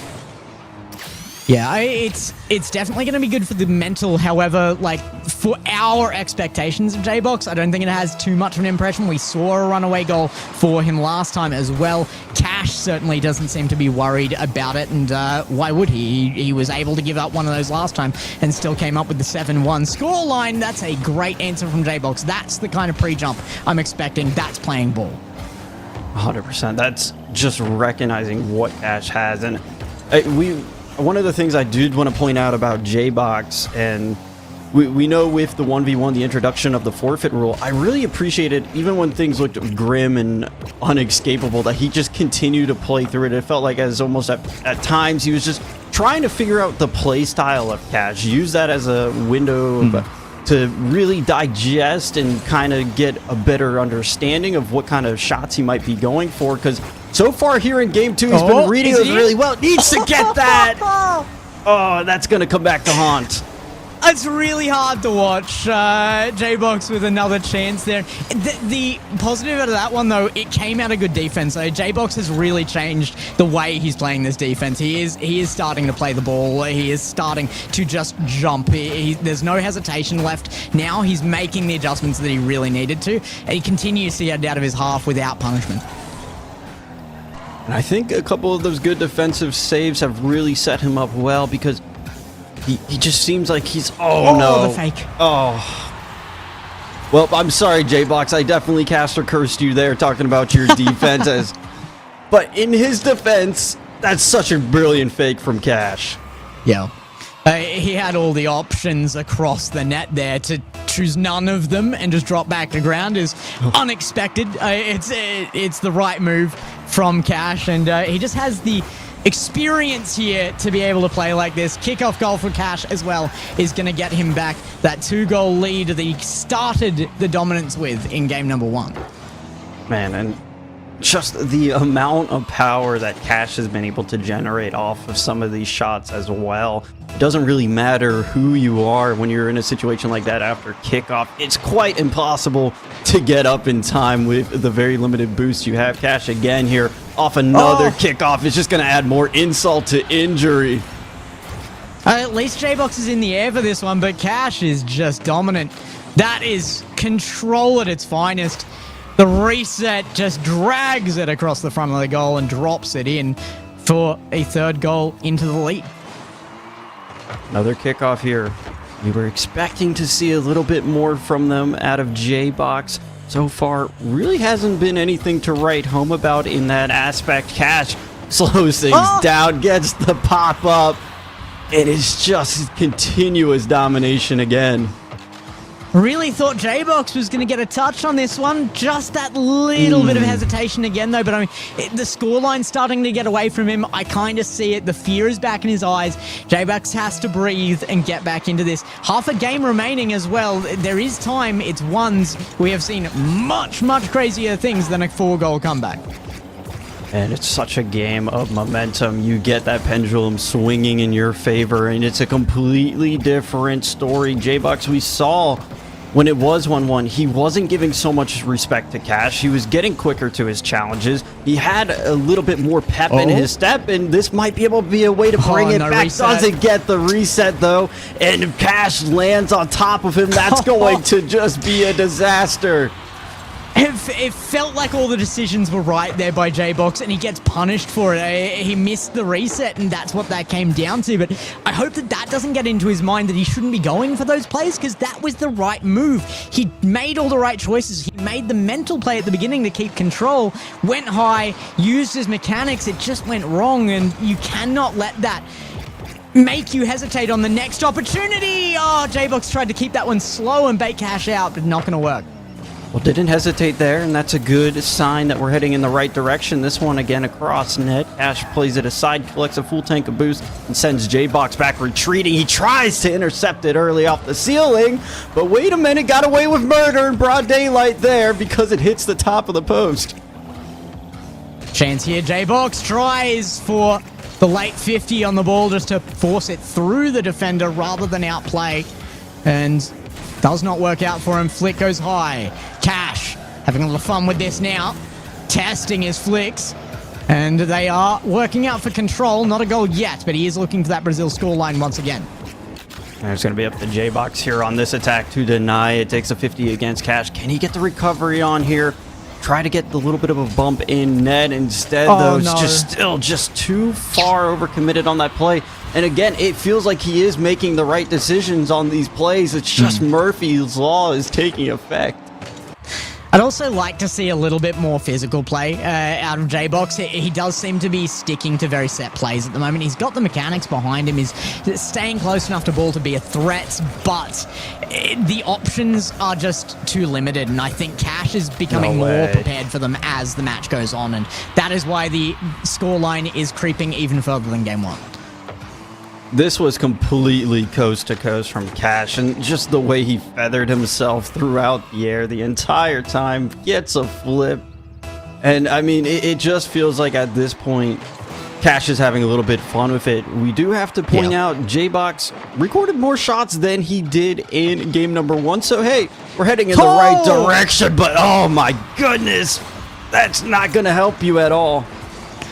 Cash is just here to prove a point that he should not be doubted here or in further series. I don't feel like this is going to be the last time we predict a win for Cash. Of course, Wolfie is sitting somewhere crying in a corner right now that he made the prediction for J-Box, but he was right. I mean, this is the opportunity. If you're going to predict the upset from an up-and-comer, the question mark on that, this was the one to make that prediction for J-Box, and I still think he's got chances into this, but the series is not going his way at this point. No, it's not, and something does need to change in his corner of the field to be able to just re-establish himself in the series. I mean, hey, there's a goal. You can always tell yourself last goal wins in your head and see how that goes, but, I mean, he might be able to get a third. No, Cash is just going to stall this one out to the ground. Take game number 2 very confidently yet again, but it really did feel like there were even more moments here for J-Box. It just didn't quite pan out how he might have expected. Yeah, I would agree, and I think those missed moments could really bite J-Box, especially when it comes down to the mental. Like I said, I just hope it doesn't prevent him from going for more interesting chances, because the moments he went for that, the choices were right. It just was the execution that came off wrong. You've just got to lock that in, and the only way to do that is to play those moments with confidence. So you've got to put this behind you, move into game 3 with a different mindset. Yeah, I mean, he can really take the playstyle from Cash if he wanted to. There's been numerous shots where Cash goes for a triple flip reset, and it doesn't quite pan out, but he still continues to go for it. And that's what you need, especially in 1v1, because at any point it can flip. You can get a crazy string of goals and get that comeback. So you just need to keep trying. You can't get discouraged by any means. And it felt like J-Box was discouraged there. Yeah, I agree. As soon as that scoreline started to blow out, it seemed like it was heading an inevitable direction. So it's going to have to be that lock-in, but we said that after game 1 and didn't quite find it. I do think that we did find another level on offense from J-Box, and he made the corrections I was hoping to see out of the defense. He started challenging the ball more. Cash had to actually up his game to get those goals through, and he did so excellently. But I mean, we want to see the best out of Cash as well. So J-Box forcing that to be the case on stream, that's good for everyone. 100%. Well, game number 3, the stakes are going to be a little bit higher here now for J-Box. This game is so important. You're either risking going to match point against Cash, and that's such a long road to be able to crawl yourself out of, especially when you try to catch it. When you try to catch it, it just goes away. Don't make me. Okay. Okay. We Shout out escaped to it. Kokken for skipping that one as well. If you want to see any Japanese coverage, twitch.tv/KOKKEN. But yeah, thank you for skipping that one for me, Kokken. I really didn't need that one. I feel like my mental's starting to take a hit back here, Borky. It just feels like anytime anything could go wrong, it will for J-Box. You just can't make it up at this point. It's so unfortunate.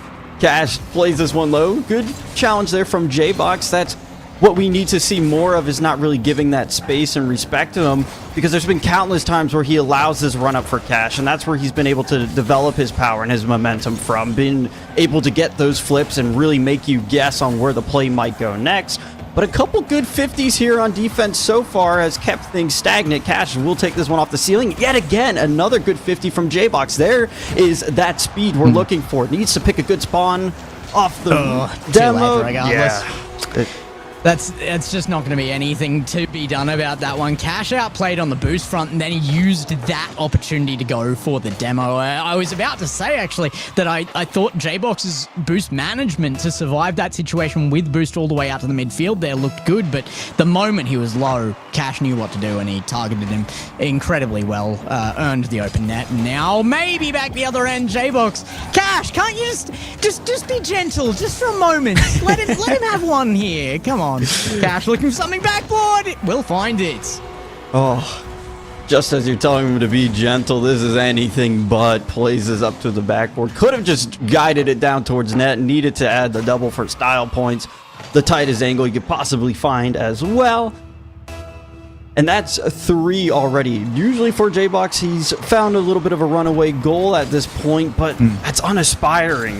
We need to see more for him if he really feels like he's going to be able to get himself back like in. this? Ooh, this could be it. This could be the opportunity. Plays it too far to the post. Yep, I mean, the save gets awarded there, but that was, once again, J-Box just choking on the line.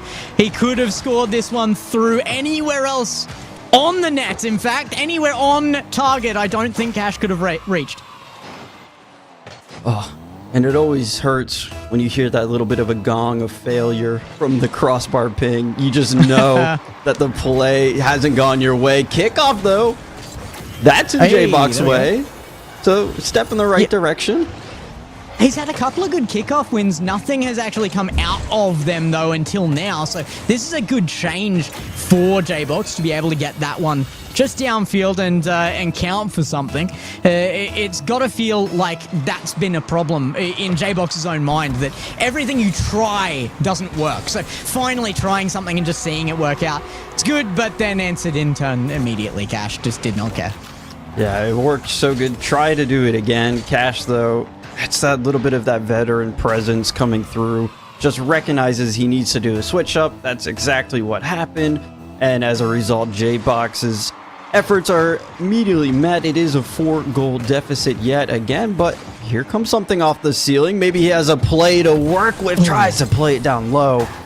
Cash, though, last moment does deny again, but here comes J-Box yet again. Good possession here. Good job keeping control again with the fake, getting mind games back to Cash, and that's what you need to do. Taste of his own medicine. Yeah, I mean, it's good, but Cash's experience just provided him with the knowledge to just not go too high. You have to cover both options. The flick was covered and the fake was covered. He kept low enough, and that really does come down to just time on field, as does so much of this dominance. Cash just will not be stopped. Well, surely not, Gex. We don't get the Brazil 3 times in a row, right? I thought we were casting APAC here, not Sam. Don't say that. You can't just say that and then expect it not to happen. I mean, I'm just trying to will J-Box back into this game. There it is. All right, it's been escaped. That's crazy to go from what would have been an EU highlight reel clip from Cash straight into his own net. J-Box survives one of the most put together end-to-end plays I've seen in this series so far. And he does get something out of it. He's gotten 2 goals here. Hey, that's, again, it's been trending up. First game had goal number 1. Second game had 2 goals. Well, there is a third that is promised. He just needs to find it. But first, he has to watch Cash do whatever the heck this is. Exactly. I feel like watching Cash has been a theme here. Cash is... What is this? You do not get me calling that a musty flick on stream. I'm sorry. You haven't earned it with that one, but it does go into the net, so I guess new mech? Yeah, it's like a half musty, half just stalling out there. I mean, Cash gets a touch there off the ceiling, decides to back up a little bit. J-Box puts a shot towards net. Again, has recorded more shots each game as well. He's on equal terms with Cash as well with shots. But it is that defense from Cash that has been a little bit of a step up here in Game 3. I think it felt like Cash literally asked for that shot as well. It was baited out, so he had it covered, and he just doubled back to get basically a fake challenge on the ball right in front of his own net. It's a risky thing to do, but he knew that J-Box was in a mental position where he will take anything that's given to him, even for a moment. He got the shot out of the way and just took control. There's Cash in the midfield taking control again, though. At 8-2. It's a different scoreline than we've had, but not by much. Yeah, certainly not. It feels yet again where J-Box finds himself in positions where the play and the narrative of this game could be completely changed if a touch just went slightly different or in his favor. but it's the way that Cash has been able to navigate and position himself on the pitch, where he knows even if J-Box does get that touch that he's looking for, he's already defending it, or he's ready for the next step, and it feels like he's just having a little bit of fun at this point. Yeah, I mean, he's pushing himself to angles that don't really even look reachable. There's the flick. J-Box has been looking for this time and time again. Finally, he gets onto this. I just feel like maybe now he's getting into the swing of things, getting himself back. And you see it in that shot, but is it too little too late? And this follow-up is going to be the termination factor for me. It's been every time J-Box does get something where he can be proud of or say, okay, this is my turning point here in the game. Like it was a Cash goal, but wait a minute. Tides are shifting a little bit. This is brilliant from J-Box. That's exactly what you need to keep going for. We saw it attempted earlier in the series, but hasn't been tried again. Finally gets the courage, and it pays off. And the proof there in J-Box quality isn't in the fact that that's a goal, it's in the fact it almost wasn't. Still beat out Cash with him there on defense. He was fast. It just wasn't enough. But there is Cash quality again. He is absolutely bringing back the cannon, and this one, a lower speed shot, but oh my goodness, it had to be to find an impossible angle. Impossible angle is such a good summary for a majority of the shots that Cash has been able to produce. It does look like J-Box decided to forfeit out the remaining 13 or so seconds of that game. No real point of lingering around, allowing Cash to build off of that. But for J-Box, hey, I said that game 1, 1 goal, game 2, 2 goals as well. Game 3, broke the trend, got 4. Yeah. I feel like this is the only kind of place that we can talk about this. The forfeit can be important.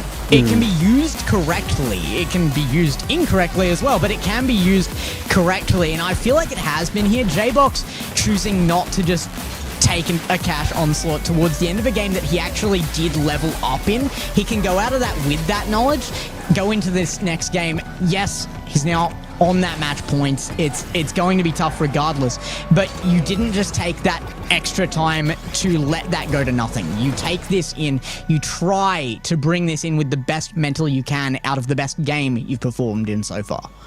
100%. I mean, you have to cut your losses at some point, and for J-Box to be able to recognize that and know that, hey, if I sit around here for however many more seconds when the game's pretty much decided, it's just going to be Cash going for more shots, is going to be more damage to the mental. So I agree with you completely. It was very well used there. And hey, if you just looked at the scoreboard there, he did outshoot Cash in that game, so that's something that's going in his favor.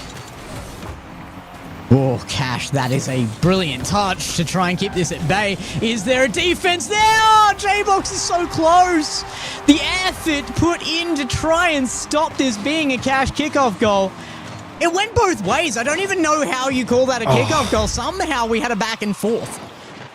You know, I will say, typically within the first 10 seconds of a kickoff goal, you can call it one, but that didn't feel like it. That one just felt like a good, scrappy fight back and forth. And, well, this one I can attribute more to a kickoff goal, but it is a kickoff goal for J-Box, and that's a great equalizer in the early opening seconds of this game. Yeah, just pure beat here, J-Box. That's his second kickoff goal of the series, and he's going to be looking for more here. I think the less time Cash can have to play with the ball, the better. J-Box might have another one back-to-back, in fact. Oh, he tried to fake. Cash played the ball, and it's taken away. Cash with 0 boost here. J-Box could definitely just go for a demo there. He's let Cash have the field, and he'll let him have the goal too. And that's that hesitation you cannot do.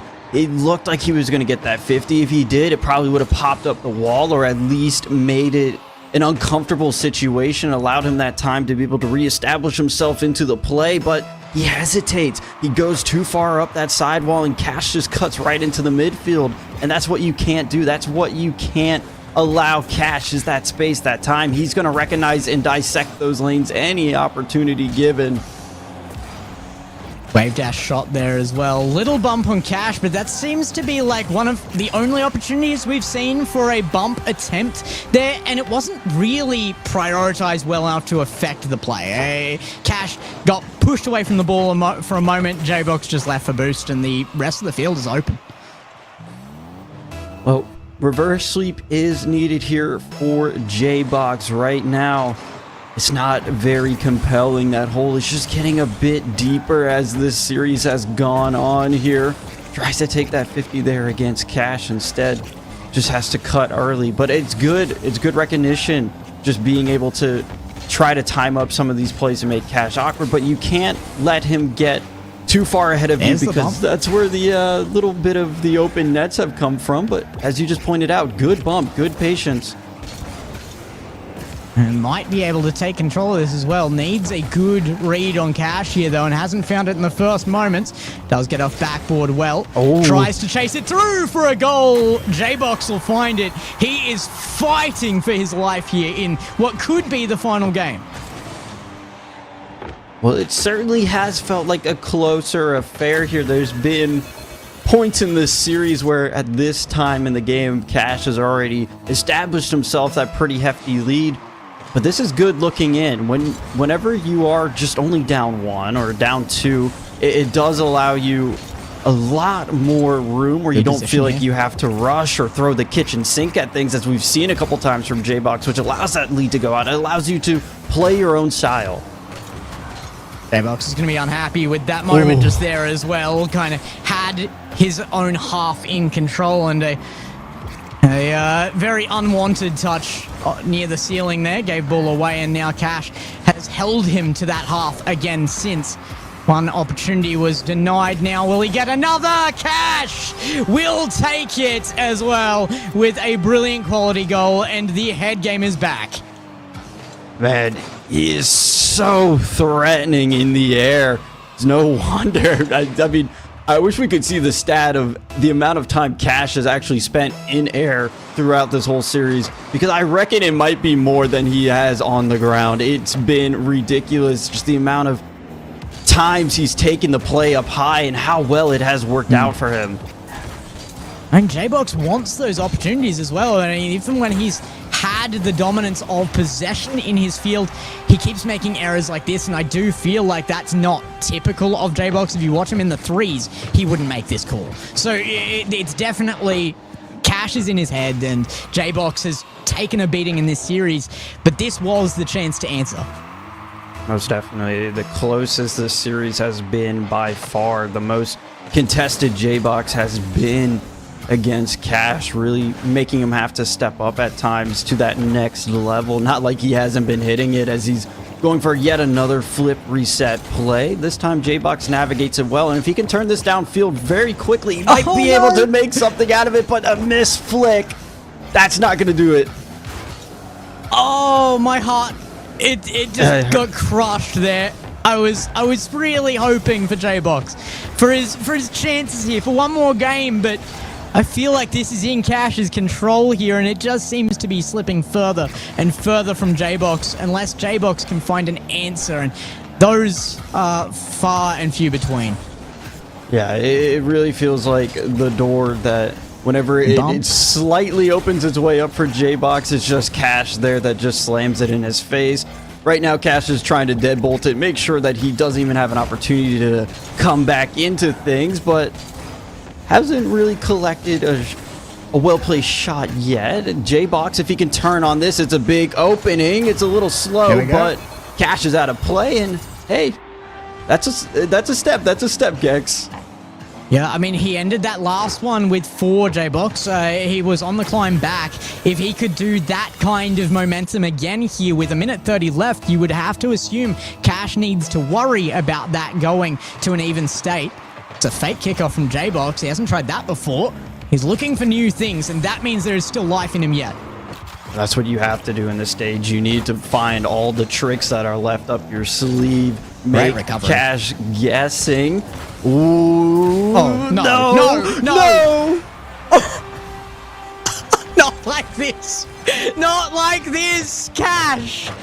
We understand. We know. You've been here. You've shown us. Don't do it like this. J-Box falling to a pinch that nearly goes in off the bat. And the post read is good. Cash just taking every advantage. It feels like any time J-Box tries to stop the open wound, Cash just comes in and rubs a little bit of salt into it. Squeeze a little lemon. Yeah. He's making a meal of it, quite literally. Oh, most definitely. J-Box, though, again, when he does decide to come up and make these plays, when he tries to take away the time for Cash and put him into these desperate situations, it has panned out.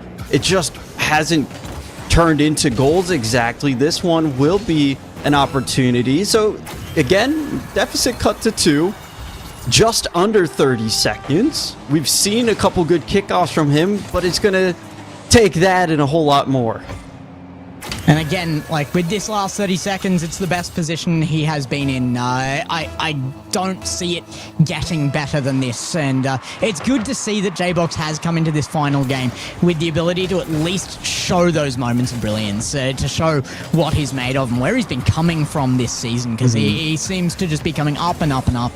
And even in this series, he has demonstrated his ability to improve on the fly. So it has been an excellent game from J-Box here, considering the series. But Cash, he is Cash Money. He's coming in with dominance here, and the clock will tick down in his favor. And with one more goal, he will say sayonara and see us in the quarterfinals. Playing with a whole lot to prove there. That's exactly what Cash brought for us. But it is completed out in a sweep. J-Bucks fought back, had his moments. But at the end of the day, close is only good in horseshoe and hand grenades. This is Rocket League.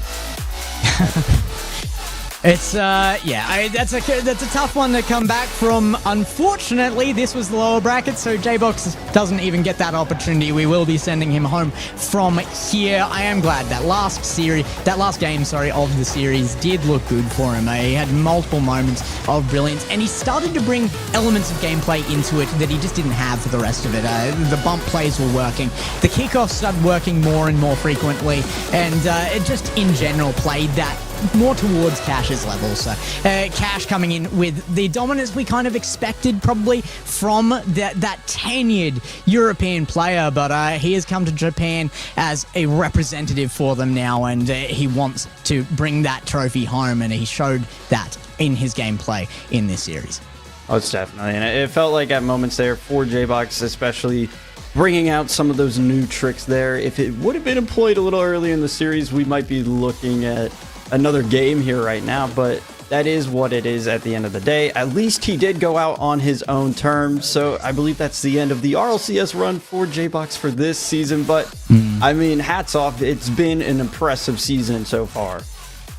Well, we've got to get back and find out exactly what eventually the prediction for J-Box there looks like to Wolfie now, so we're going to have to go for a little bit of a break. We'll have a bit of fun with that one in the background, I think, while we're on it. We'll see you on the other side of what was a very definitive series.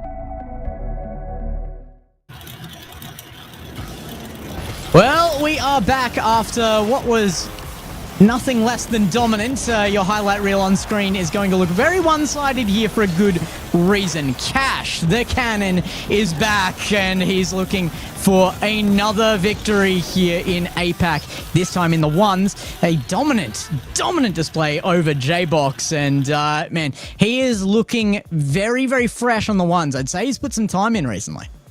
Yeah, this was one. And I think for Cash, he kind of heard probably the desk. He said, hey, wait, 2 out of 3 people think I'm not going to win this? No, there's no way. I'm going to just say your predictions are wrong. I'm moving on. But, J-Box, I think it was just one of those days, or maybe it was the nerves, maybe it was the lights, but I don't expect this is the last time we'll see him. Yeah, no, I think J-Box is a pretty good ones player. He's got experience in the region, of course, playing ones. Of course, there's only so much you can do when you probably have the best or second best, top 3, at the very least, player on the ball in the entire region. On the ball in a 1v1 where it's you against him with no backup. You can't force. You force, he's flicking it off your head. You give him too much space, he's going to take advantage. That's just the way the ones work. Amazing job by Cash.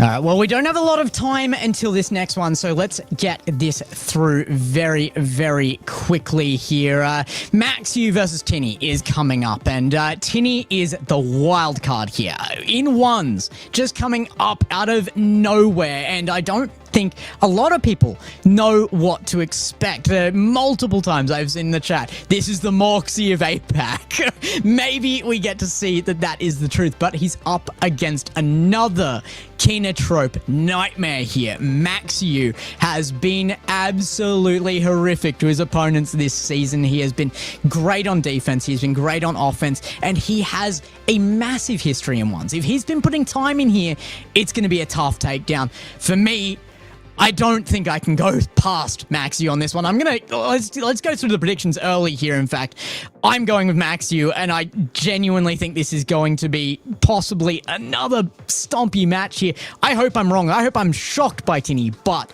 Maxu for me has always been one of the peak players in ones for APAC. No, I agree with Maxu has just been that guy. He has terrorized me. I've countless nights where I can't sleep because Maxu is a nightmare on the pitch. And he's one where I never doubt when he goes on there. And, I'm expecting him to have dominance today. It's where Tinny, he's saying, hey, it's going to rain here. Maxu is going to be able to throw some big shots. I just can't rest up right now. And, it's going to be really the first 2 games, game number 1 being a feeling out period. But I'm expecting Maxu potentially win this one 4-2 at the very least. Yeah, I see a similar type of prediction happening. I mean, Tinny has come out of absolutely nowhere. Obviously, he's from Hong Kong. He 3-2 to Mexi. He 3-1 Nye, who we saw have a dominant win over Furlash just an hour and some ago. So I think Tinny is going to pose a big threat, and do not be surprised if Tinny is going to come out and take this victory. If not, even in dominant fashion, if he can. I just feel like this is a game of momentum. Tinny knows who Maxu is. It's going to be, if Maxu gets on the front foot early, it's going to play bad into the mental of Tinny. Maxu has the confidence of the highest order in this region, so even if he goes down, he won't have much to worry about. Yeah, I'm glad that Wolfie has come to his senses after that last one. You made the wild card prediction there. I understand why, but now, a little bit of normality. I feel like any of us would be fools after thinking that there was that world where one of the big 3-4 players in the region would get taken down by that wild card. That has been shut out of our heads right now. I think Maxu is on top of this one, and it's the prediction of most people here, but the Moxie of the region wouldn't be going down here. So we maybe see a difference in the result in the Twitch poll right now, which is happening over on the 1&E broadcast. So make sure that you head over there, give us a follow. We have been running the broadcast this season for the RLCS, and we'll continue to do so. But the game is coming up, so we don't have a lot of time here before that happens. It's going to be interesting. really have that look in here at that diversity again. We have now started to get away from Cash and the Japanese scene. Now we move into Maxiu, who has enough diversity in himself here, Irish Singaporean, and Tinny, who is coming in with Hong Kong. So let's see it on the field, of course. That is where it will be proven. You guys get ready to take it away as we head in. Maxiu versus Tinny. This is another giant versus the newcomer. Tinny coming up. Can he be that one's surprise that we all want? We'll see it in just a moment. Well, it's David versus Goliath on the 1v1 RLCS pitch for APAC. Maxiu has been a veteran in the region for Lord knows how long as everyone can remember. But Tinny has shown up recently, taking down some of the big names, including the Prodigy Knight, just to make it to this stage of the format. In the bracket, it'll be Maxiu versus Tinny. Maxiu will start out on the front foot. Well, we said it before that last game for Cash. It was going to be the kickoffs. That's going to set yourself apart. And if you're able to get a score in the first 6 seconds, things are going well. But for Maxiu, kind of an easy one for him here. Yeah, I think right off the kickoff, Tinny had, gone a little bit too far. Maxiu's side of the field, who he will again try for the reset, delayed right over the top of Tinny to make it 2. Sometimes you want to be good, but it's right there. Maxiu just being better. What a chance for himself. Gets a reset, and Tinny was just put onto an island. Had no idea where he wanted to go for that one, and Maxiu just says this one's going behind your net. Yeah, Maxiu has done a good job of controlling the ball, and as much as you want to say grounded, there's only so much you can do when you give space to someone like Maxiu, and Tinny has to be very careful to not give him too much. He's got to cut it down and close it down straight away. Reset again. Maxiu will try to fake low, and everything's working for Maxiu. Well, the mind games, this is what makes him so special. His ability just to come out and be able to find these type of goals is extraordinary. And, for Maxiu, 3 goals in the first 30 seconds. You couldn't write it up any better to start off a series. Yeah, you couldn't have. This is something that Maxiu has been practicing. He's one of the best players in the region. Respected by everyone. In terms of that, came in a couple weeks ago on the 2v2, and everyone was again reminded of his skill and his level. The one thing you don't want to do is to give him any type of confidence in operation. Tinny, his confidence, it feels like it's depleting a little bit here. In the beginning of the game, reset for Maxiu. He'll play it low. Tinny's on the backboard, but did a great job to get back down to that. And this is where Tinny, you saw him kind of control some of this boost here, and that's going to be the difference. Can you find a way to take away the mechanics, take away the boost from Maxiu, so where it's going to make him a lot more difficult into being able to save some of these shots? You see some good pressure from Tinny. Can he get the first one? The denial here early from Maxiu.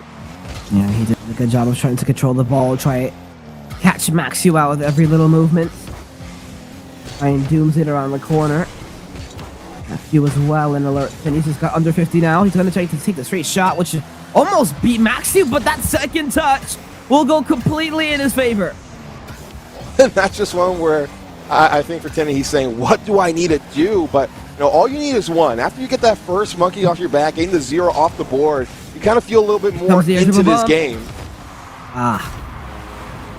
What a play by Tinny. He wanted the air dribble bump. He faked it low. He forced Maxiu high. This is what he wants to do. He's going to want to try to catch Maxiu out. He's going to want to trap him in the air and take every low 50 he possibly can. Maxiu, what a good job from Tinny. Try to place it low to make it 3-1. Back in the game. Well, Mel, I think that's a huge win here. I think Tinny couldn't go any longer without a goal, and that just puts him into this game now. He's saying, hey, I know I can score against Maxiu. I just need to find 2 more, potentially take us to OT. When we find the second goal here, Tinny will just be denied, but I like the options he's starting to bring out. Yeah, he had some options there. Good creativity, but Maxiu off the corner back to himself. Tinny had a hard time transitioning back there. Got bumped off, and his recovery got completely messed up. Maxiu back to himself to make it a 3-goal game. I'm sure you're saying unfortunate. Great job there, but Maxu showing off the aggression. We might start seeing these bumps come in a little bit more, and I think Tinny has to start saying, I need to be more aware right now. I'm allowing Maxu to kind of get the best out of me. I have not been able to punish any mistakes because Maxu hasn't been able to make a mistake yet. He's been so incredibly good, especially in there. Here he goes again, a reset.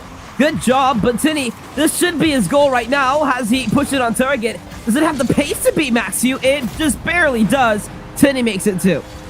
By a hair. I thought the lack of boost there was going to bite him, but Tinny able to make it come through. You see, Maxu, how much closer can you be to save that one? Maybe another 12 boost could have been able to do it, but past half time, a half score line, 4-2. Tinny trying to see if he can get himself a quick comeback, and that would be huge for the type of momentum. But I think where Maxu is kind of just playing time, play for possession, and just don't let Tinny get in position where he can just put that ball on the opposite end just for a long clear. I mean, the number one thing is anything can happen in ones. And he will try to control this. He will take it. I think he's done a good job of baiting Maxu into a couple of these 50s, but Maxu has a decent job. What a demo by Tinny. It's going to be wide open for him. Maxu had tried to play him around. He wanted to disrupt Tinny. Tinny saw him right underneath, got that one soft touch. Maxu, no boost. I will lock my target and airstrike from above. We talked about it. Be able to get the aggression going. Find ways to put these bumps and these demos in big places. Now, 1 goal differential. We're back in this ball game. Tinny has to feel confident about this next attempt, but he cannot allow Maxu to try to bring it back to 2. I'm surprised Tinny was so fast to that ball. That challenge will obviously win him a lot of momentum. It gets him the goal. Maxi was just so late here. He thought he had more time than he did. Tinny wanted to be aggressive. And now with this game turning around, the momentum falling in his favor, this is when he wants to be aggressive. This is where he wants to turn the game around. He's going to have an open again. He's going to put it right over the bar this time, though, as Maxu. It's a good job to play back to himself. He'll have the boost. These air plays haven't worked in a while. Tinny's been good on the defensive side. And he's challenging from the ceiling, but he's completely knocked himself out with that challenge. And Maxu's got the rebound. I love the ability for him to try to take away that shot from Maxu, but Maxu just recovered so well here and just like gimme towards the net. That's not how you want to give up a goal, especially easily to Maxu. I think for Tinny, just a bit too over-aggressive in that moment. Yeah, just a little bit. He's definitely feeling himself now, though. Just have to make sure this one doesn't go back in. It's a kickoff goal, and that's the one thing about ones. These kickoff goals are going to be so incredibly demoralizing. We've got to find a way to make them at least as dominant as possible. If you're going to lose it back to yourself, if you're going to try to play for the 50 in the neutral, you've got to find ways to convert off the kickoff. Well, now you're just trying to see what you can get away with, and I like what Tinny's doing here. Mix things up. Don't allow things to get too complacent. Allow Max to start reading you like a book, but that's what you're saying. We got to turn a page here, as this one might just fall back in. We were tied just a couple of seconds ago, but with 107, a 3-goal differential. You just can't allow the ball to drop on your head like that and allow the 1v1 challenger in. As fast as that was, Maxu did a great job of reading it, obviously, but it's easy pickings because the ball is just sitting right on the top of Tinny's car, just idle. We have seen flashes of brilliance from Tinny, but Maxu right now, today, so far in this first game, has just been another beast. And, this is, you don't usually see runs like this, especially for Maxu. You saw him get the first 4, Tinny coming in, put on the next 4, but now Maxu just saying, I'm just waiting my timeout, and with 60 seconds remaining, back to what this game looked at halftime. 4 goals separating these two, and I think for Tinny, kind of just saying, what went wrong? How did this happen? And that'll be the question he's asking. He needs to find a way to gain some momentum back for him going into the next game. Ones is it's a game based on momentum. It's a game mode based on momentum. If you have the momentum, it'll ride with you for as long as you let it. Look at this by Maxu in the air, just controlling as good as possible. For Tinny, he needs to find a way back. And it's just a little micro mistake there, and just allowing Maxu to out boost him was the difference. And now Maxu opening up the scoreline. This one was close till it wasn't. A 10-4 game now with 31 seconds. I mean, he's scored 5 goals in 45 seconds. I don't know how much you can do to stop this guy right now. I mean, Max, this is the one thing with Finney. In the middle of the game, when he was able to find the goals, he was cutting the space down significantly. He was able to try to stay behind Max U, find ways to get the ball, take it off his car. He was a little bit creative with the chances he got too. When he had the ball, he was very effective. It was just that one play where Max U came challenging right off the top of his car that kind of let it went through. Something I haven't seen too much of as far in this game, despite there being 14 goals scored, or 15 now, I guess. My goodness, are the explanation of the kickoffs as well, for the very least for Tinny. I mean, Maxi had 1 or 2 good kickoffs that led to goals, but for the most of the part, it's been kept in contest. It's been kept in play, and then scoring off of there. But Maxi, good job to win this first game. Maxi 10, Tinny 5. Well, at the very least, Tinny, he got one more for the road there. And, you lose by 5 here when you were so close to the 4-4 game. But I think when Maxi started flipping that switch after halftime, he saw that Tinny was kind of grabbing some momentum, like you mentioned. But the fire extinguisher said, hey, I'm just going to put you out quickly and put myself up. Quick 1-0 here. Yeah, quick little 1-0. Quick ability for Maxi. Every single time, this is what he can do. He's got to be able to cut off the space, Tinny. But look at this from Maxi in the air, always finding ways to make it happen, always finding ways to make it work.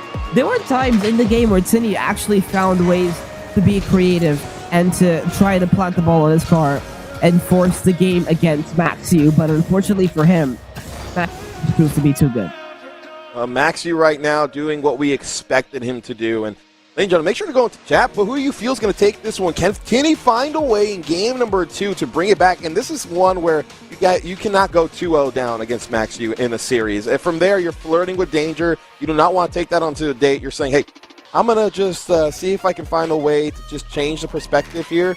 And more importantly, Tinny needs to get going quick. You can't go 4-0 against Max U and think you're going to try to climb out of the hole. I don't think you have a long enough shovel for that.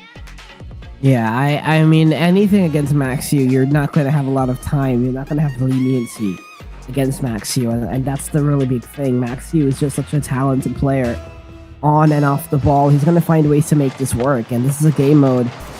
The standard 1v1 thinking isn't always going to help you, because right now, it's you against him. And you letting up goals like that is not going to help you out. Great save by Tinny, but Maxi will keep this ball in control. And I like that he just chose for possession here, understanding that for Tinny, he's winning the boost battle for a second there, and a good chance will it trickle in. Maxi will retain with full boost now as Tinny, fast break opportunity, will get his first lead of the series here with 4:28. Yeah, it was a great adjustment by Tinny on the goal attempts by Maxi. It was a scuffed reset, and Tinny had to be aware.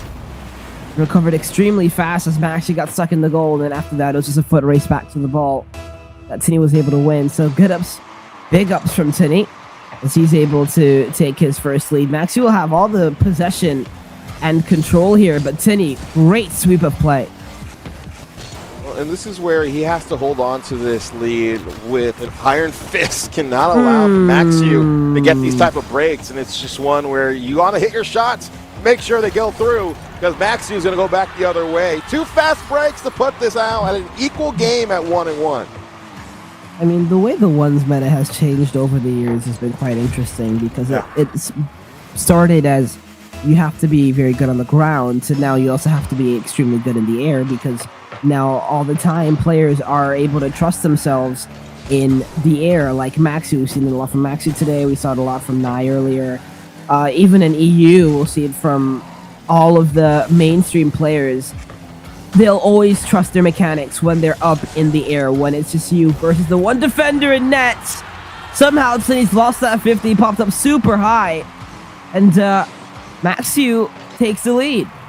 Just off that little bump there, just put Tinny in no man's land and just had him scrambling back. But Tinny, you're starting. This is the second time we've seen him not go for the kickoff, allow himself to get full boost and try to go back. Well, it's a mistake. Maxi missed there.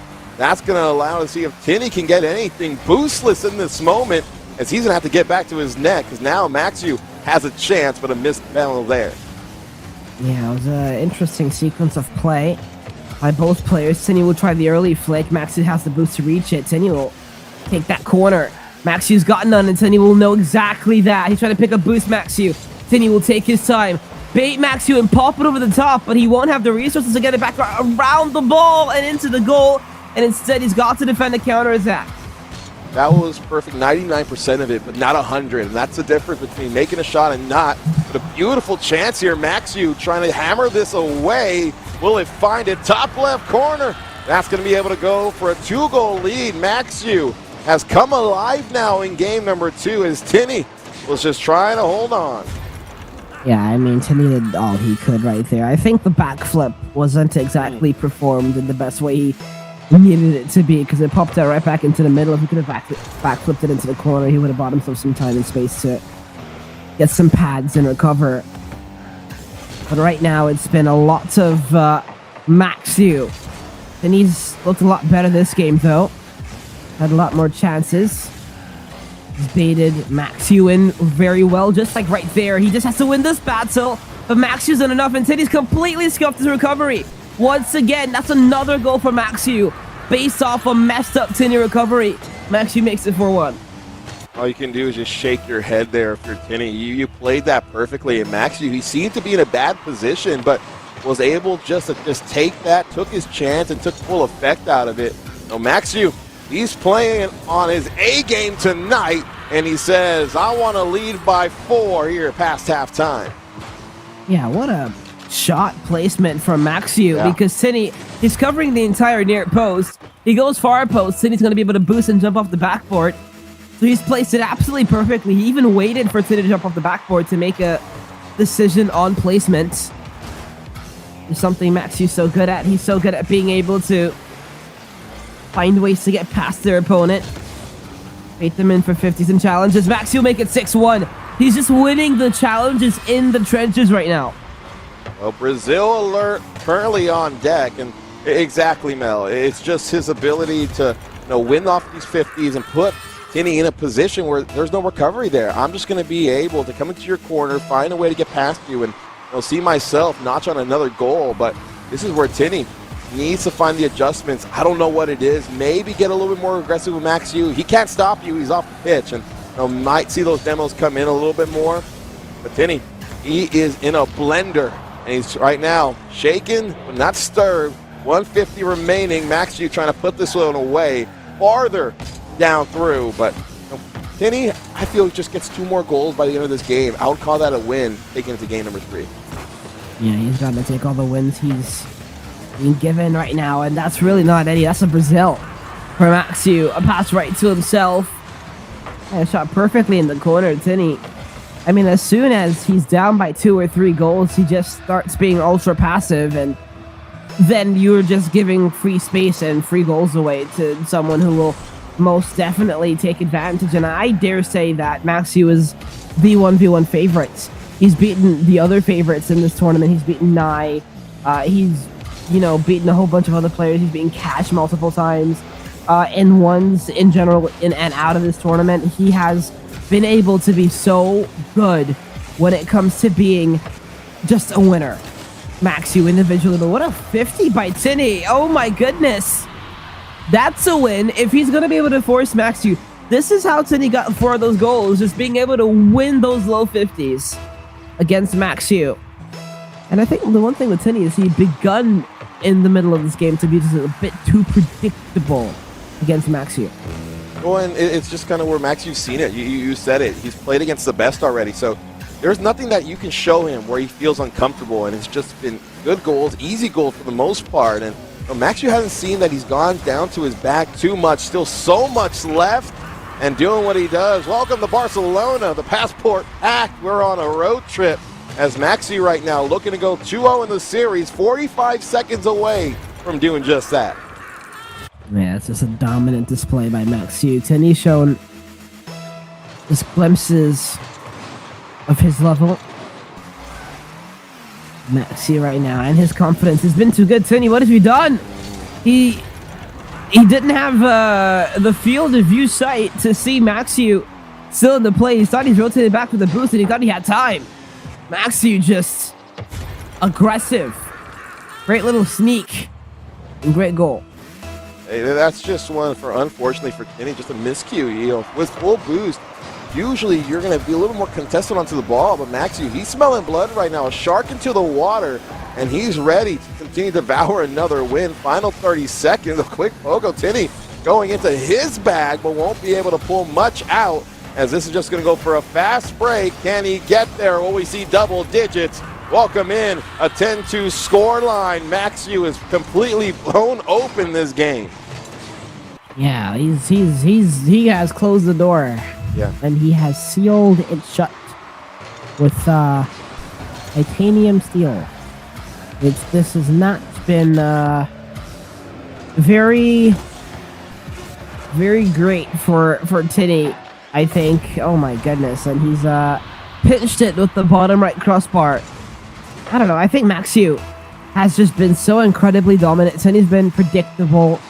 I mean, the middle of the game, once again, just like last game, when it was in play, when it was in contest, Tinny has shown that he can compete at the high level, but it's just these small little mistakes, it's his mistakes, the recoveries, that have changed the game as a whole for Maxiu. Speaking of which, it'll be Maxiu 10, Tinny 3, going into game number 3. You know, when you give up 14 shots, just the efficiency that Maxiu's just coming in with, it really is night and day. I'm loving the way he's been able to really see a lot of his chances, and he hasn't worked too hard. He hasn't put himself in a position where, you know, Tinny can get those fast break opportunities. We saw a couple goals this series so far, and I think it's where Tinny needs to kind of see himself slow down a little bit, try to bait out Maxiu to where he overextends himself, but it's been tough sledding so far, and you know, you see it on the replays. Maxiu right now has shown aggression, has shown dominance, and more importantly, he's shown to be one of those players, especially up here in the upper bracket, that looks to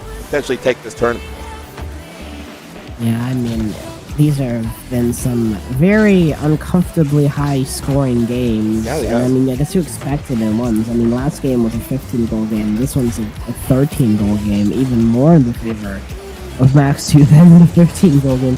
And it's just been so incredibly just incredible, I think, out of Maxiu. Him able to dictate the play, him able to change the momentum back in his favor. He doesn't keep the ball on the top of his car for too long. He immediately, every single time he's got space, you see him running straight to the wall so he can have space on the wall. He wants to take advantage of it as possible because Maxiu's always going to back himself in the air. He knows how good his mechanics are. He will 100% back himself. And I think at the moment, I think Tinny's taking a timeout. I think Tinny has to take a breather. Yeah. Because we're going to have some seconds to go into this. He needs to take a breather before going into this game. Because going into game 3, you have conceded. How many goals has he conceded? He's conceded a total of 20 goals in 2 games. 20-8 score differential. That's just not viable. And he's got to be careful. He uses a flip off of the ceiling of the goal to try and take the 50 again, but Maxiu is too good. You're just watching here. Great save. And, you know, Tinny, this is a save 9 times out of 10, but you know, we're playing a 10 out of 10 player like Maxiu. It's not going to be so easy. First goal going to Maxiu once again, has led so far in the first game and the third one, but, you know, I feel for Tinny. I felt he was going to start getting adjusted to the speed of what Maxiu's being able to produce so far, but it's just been those demos, the bumps, the ability to continue to boost arm and put Kenny in a bad position for a lot of these 50s.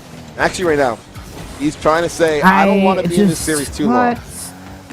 I mean, you just can't go for that at that angle and expect a good result. That is just a flying 50 taken at such an unoptimal velocity from Tinny. I mean, Maxiu, he's just played him. I mean, I feel like Tinny, he had the time to take the 50. The ball was in front of the Maxiu's car. He really wasn't in a threatened position at all. He didn't need to be that aggressive there. He didn't time it too well. Maxiu, reset, double the fake, and the bump as well! Maxiu has made DFH Stadium his own. Disgusting. That is all you can say there. Maxiu Leave him alone. That was diabolical here in the first 60 seconds. You know, we were trying to see a little earlier, how deep is that hat of tricks here for Maxiu? It's as deep as you can ask for it. That's just one of those goals where you're going to see it all over the social feed. And make sure, ladies and gentlemen, to go into the social feed of 1NE, all over the X, you'll see a lot of highlights. And Tinny says, slow it down. I'm bringing it back into 2. I mean, this is one of the rare times since game 1 that Tinny's had the ball on his car uncontested. And Maxiu just wanted to be aggressive, couldn't exactly play the flick, anticipated well. And Tinny will get a goal back. Does he get the mid boost? No, Maxiu does. He'll have some space. Maxiu actually got mistouched, or misread the first. Oh, Tinny, where have you gone? What? What is the thought process of turning out there? Play the ball. Don't let the ball drop idle in your 18-yard box against Maxiu. He's going to turn. He had boosts. He had boosts to turn and score. You just can't let that happen. I think that's one where he felt he may have been bumped so much farther away than he originally was. But you know, not having your eyes keen onto Maxiu there, that's the blunder in itself. And a couple of pads is all he needed to continue padding this lead for himself. Can he make it a 4-goal lead? Yes, he can. Maxiu on his P's and Q's so far with 3:33. I mean, from the corner, look at this play. Faking it underneath, and Tinny, I don't know, he's second best to every ball, to every challenge. On the air, on the ground, finally a kickoff. I mean, he needs to do something to change the way the game's going right now. He needs to find the kickoff strats. He needs to find a way to change momentum. Just get a couple of ugly kickoffs in your favor and force Maxiu to play from behind. Just do anything to upset and frustrate the Maxiu camp right now. I feel like even if he can, he needs to be able to start playing just a bit more traditional ones. I think he needs to, you know, weight the timing of his challenges better. I think he needs to be able to, when he finds the ball on his car, go for strictly the air dribble bumps and call it a day. Forget ping being a factor. When he has the ball, he needs to be able to just frustrate Maxiu. If he could just get in the head of Maxiu and make Maxiu overthink every single defensive challenge, you will be able to get on the front foot. Well, and you know, it's the ability for Maxiu to continue with a lot of these 50s here, and you know, for Tinny, he's trying, but it hasn't been one where the consistency for himself is not where he usually is at. I think this is one of those series where he felt he was going to be a lot better, but I just think Maxiu right now is a man on a mission, and that mission is to see himself at the top of APAC here for the ones, and you know, he's starting to make today. If you're watching this, if you're another competitor, you're saying, oh shoot, Maxiu looks great. Yeah, I mean, this is a warning statement from Maxiu to the rest of the field on his level. And he's got a minute and 50 in this game and about 5 minutes in the next to turn it around. I mean, Tinny, you could have taken the original shot. He had no idea where Maxiu was exactly on his screen. He was taking his sweet time. And finally, Tinny will win a race back to the ball, but Maxiu has covered it so well. Let's study this defensive sequence from Maxiu. He on no boost at all, by the way, and he's found a way to get possession in the midfield. Why has Tinny given the ball away? I said let's study the defensive sequence from Maxiu because he was going to find a way to get the ball, and he was going to find a way to push himself on offense and score. Well, 1:11 on the clock, make a wish, and if you're rooting for Tinny, you're hoping a comeback is coming through, but Maxiu right now seems that he cannot miss here tonight. Back on passport alert here, potential Brazil, and you know, when you're averaging 10 goals over the first 2 games, Mel, you know you're playing solid, you know you're doing good, and Maxiu right now is trying to see this one walk away to potentially be on match point. He's got a minute away from Maxiu to book his ticket to the semifinals tomorrow, as he has brought us into Brazil, who had a dominant win yesterday, by the way, against Haiti, if I remember correctly. But yeah, Maxiu, he will advance to the semifinals with another game if he can get it. I think he'll be playing Well, he'll be playing Lord knows even who, as a matter of fact. Max has got 8 goals. Are you serious? Oh, Tinny's just found that away, and Max got the recent double. What a play. Yeah, and right now it's just one where you're kind of just saying, how much more does Max you have in the tank? And I say a lot more. And for himself, especially in the upper portion of the bracket, I think Tinny has to look at this as just a wake-up call, saying, okay, hey, I'm on top 8 right now, and I want to be able not just to be 8, not just to be 2, maybe number 1. Again. But Maxiu just serving it on the platter. This one has just been dessert after dessert, not getting full throughout this series. Maxiu on the board once again. I think it's a great example of kind of what's happened in this series. That's just a really bad first touch, and it's a really loose ball that came off of Tinny's car that allowed that gave Maxiu an open invitation. Maxiu is a goal away from scoring 10 goals for 3 consecutive ones games in a row in RLCS. Wow. Can someone tell me if that's been done in a main event before so far? I mean, we've only had a day or two of RLCS main event.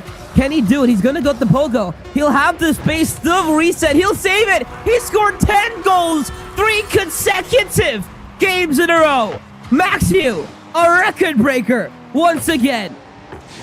Just built different. That right there has everybody scratching their head. Maxiu, you see the O at the end of his name? It's because this man is filthy with the ball here, as that's going to end it here in game number 3. Now to series point. Maxiu currently up 3-0. Actually, I'm pretty sure Maxiu was the first player. No, is he? Well, he's definitely the first player in RLCS APAC for once. However, I wonder in the rest of the world what that looks like, because that's an interesting stat to follow. That just shows how dominant, how absolutely incredibly dominant Maxiu has been the entire day. The entire series, there were times where Tinny had the ball, control. Maxiu swept the ball off of him. He's played perfect defensive sequences with no boost. He's had barely any time on the ball to work with in general. Maxiu's has been so unbelievable. This is a warning to the rest of the top 8 bracket. Yeah. And we're talking a lot about Cash, who sees himself in the lower portion of the bracket. We have one of the premier matchups later on. I think next Risk and Sphinx, but Maxiu saying, I don't care whose name gets brought up. I am going to be one step over them, but 30 goals, Mel? That's special. And Maxiu right now. 30 goals! Oh, that's insane. That's insane. In RLCS, in the playoff bracket, in the upper playoff bracket, has this happened in top 8 before? Can someone verify? Where's D-Rec at? I mean, this is unbelievable. This is like, no, I'm going to message him. I'm going to ask him, has this happened before? This is an unbelievable display of dominance. Maxiu, faking. He wants to get it in a full series as well. But I feel like Tinny, he needs this game. He needs a good start. Here he goes. Maybe he's listened. You can't fake it low there. He needs to disguise it if he's faking low. He hasn't disguised it low. If you're not going to disguise it, go for the air dribble bump. But he's caught out Maxiu there finally. And Tinny will take his second lead of the series. And, at a great spot now, when, was able to find a way to confuse Maxiu. Maxiu didn't know if he was going to be continue that one on. But, Tinny, you got this lead. What can you do with it? You've had it once already. You let it slip through your hands. This is not one of those games now where you can kind of play around with them. You need to end this one early. And a 2-goal lead now stretches this a little farther. Well, I think Maxiu was playing from behind here. He's wanted to win that 50. It was just an unfortunate read that came off the corner. And it might not mean much to Maxiu because he feels like he can earn those 2 goals back, but that must feel like a mountain for Tinny in terms of confidence and momentum. Finally something he feels like he can build from. Maybe this will allow him to play aggressive again and close down the space that he was allowing to Maxiu early on in the series. Let's see again. Here's Maxiu from his own corner. Tinny will play it back. Maxiu will allow the space to Tinny. Maxi will take the boost out. Tinny's kind of just giving the ball away, and good bump. What a play by Tinny.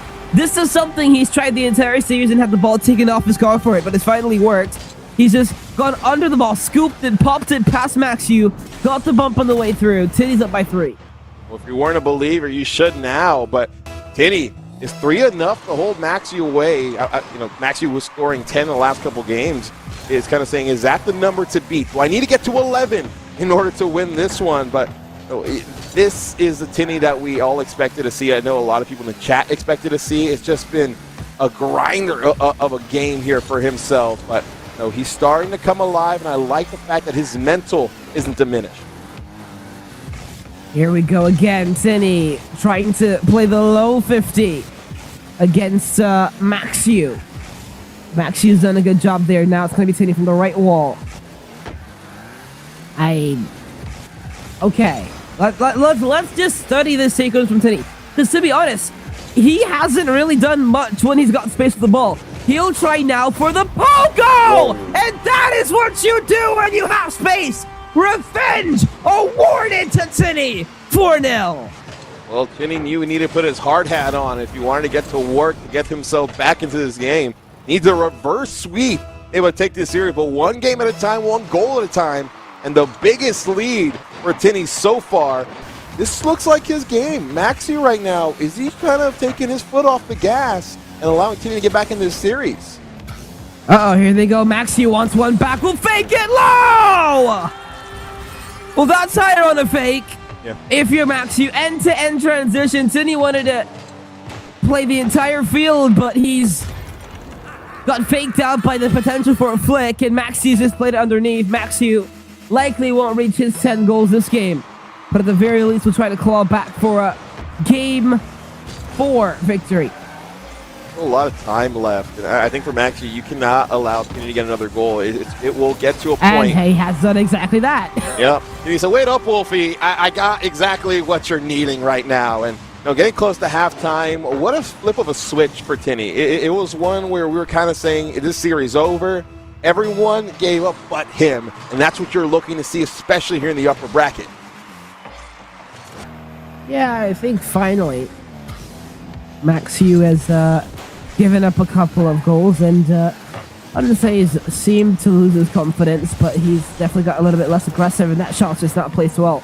If Tinny could get back to it, I mean, if Tinny had the ability to get back to it faster, it would have been a goal back for him. Still might be, but Maxiu has read it well. Will it bounce favorably for him? No, it's going to take a terrible bounce, but Tinny has no way of getting back in time. Maxiu will doomsy it in to make it 2-5. And this is a scary goal because Maxiu is starting to get his feet wet back into this game. And if I'm Tinny, I'm playing for time here. I'm playing for possession. You do not need to win right now in terms of continuing to score. You need to be able to win by being able to take time off the clock, give Maxiu no chances, and to be able to do what he does best, and that's score at a high rate. But final 2 minutes in this one, Maxiu, can he take it down to 2 goals? Has a chance, wins the 50. Maxiu slowly creeping back into it. Well, it's a full field. Tinny is once again awarding way too much space. And I mean, when you do that and you're attacking from the side like Tinny was, I mean, Max is going to put on this car, either flick it or fake it. And this time, I mean, the low 50s have been working the entire series, and that's what he's been doing. But Tinny has kind of given the ball away, so has Maxiu. We've both got to be aware of each other's presence in the corner. Tinny will control now on his car. He wants the air dribble bump. Finally goes for the air dribble bump. And guess what? It works. Well, you can't do anything if you're not in the way. And Tinny right now doing a great job getting the way into the face of Maxiu. The denial will have to wait. And that was a crucial goal. With Maxiu slowly teetering back into this game, it's one where if you give him an inch, he's going to take a mile. And right now for Tinny, can he find a way to make this a mile lead once again? What a save by Maxiu. I mean, he had to jump from the heavens for that one. Unbelievable. Came out of nowhere. Heavy flick now by Maxiu. The bump as well. Wow, what a play by Maxiu. Set up by yours truly. Had the time. Somehow was able to outrun the pace of the ball and get in front of the bump. 2 goals back for Maxiu. 4-6. got his get back there. He said, "Oh, you got one on me. I'm gonna get one back on you." And there's still a chance. But this one might be able to fall through. Maxu, beautiful save. Tinny tried going for the fake to see if an own goal potentially happened. But what? I'm sorry, I'm just so confused why Tinny just didn't shoot the open net there. I mean, if he had enough pace, that would have been a 3-goal lead. And instead, it's a 1-goal game. This has happened so much the entire series where Tinny has just failed to not see but capitalize on the opportunity that has been gifted to him on the front platter. It's like, you know, when I say, "Mom, I'm thirsty," but you're right next to a Poland Spring water bottle. You have to be able to take the chance when it is provided to you. If you don't, you will be punished. Here's Maxu on the counter-attack. Tinny did well, though. this is where you have to control your nerves. And Maxu's been here before. That's the difference. Tinny, you know, a rising star right now here in the APAC. Oh, not for again. The ones. Not Maxu, again. Oh. Oh, you felt that one, Mel. Everybody's breath was held there as a final 30 seconds. Will we see our first overtime here today? Or will Tinny be able to end it here in regulation? Maxu turning the corner, drifting around, breaking ankles. Tinny doing his best to win these low 50s. Maxu got virtually nothing, but so does Tinny. He'll give the ball away. Maxu, this might be his final chance. Flipping. Maxu, control! But Tinny was equal to it! Will that be the final touch of the game? Tinny will take a game! Well, kicking the tin can down the road, Tinny will find himself stepping a little farther down here as we will see an extra game. Maxu played well, almost gained a comeback, and I think for Tinny, that was a must-win, especially for the way you're leading. If you lost that series, I don't know how you kind of get over it mentally, but one game at a time, and he got one. I don't know. I mean, it just like at the end of the game, it just got so close. Maxu started to begin to find his form again. Tinny just like, I don't know, just let a couple of opportunities go. He was up by 4 or 5 goals at one point. And, you know, when you begin to get complacent with some of these opportunities, when you begin to not take, maybe it's a ping issue, maybe you didn't see it too much.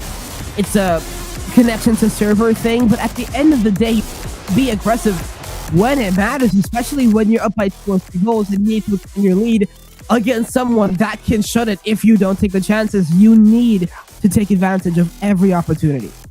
But think about the goals that Tinny had. They weren't easy goals. He absolutely came with some clip-worthy goals for himself there. So it's saying, hey, is that what you're going to have to do here against Maxu? You're going to have to find ways to confuse him, be tricky, find ways to get yourself on top. But you know, it took him 4 goals to be able to get a lead, and Maxu almost still won.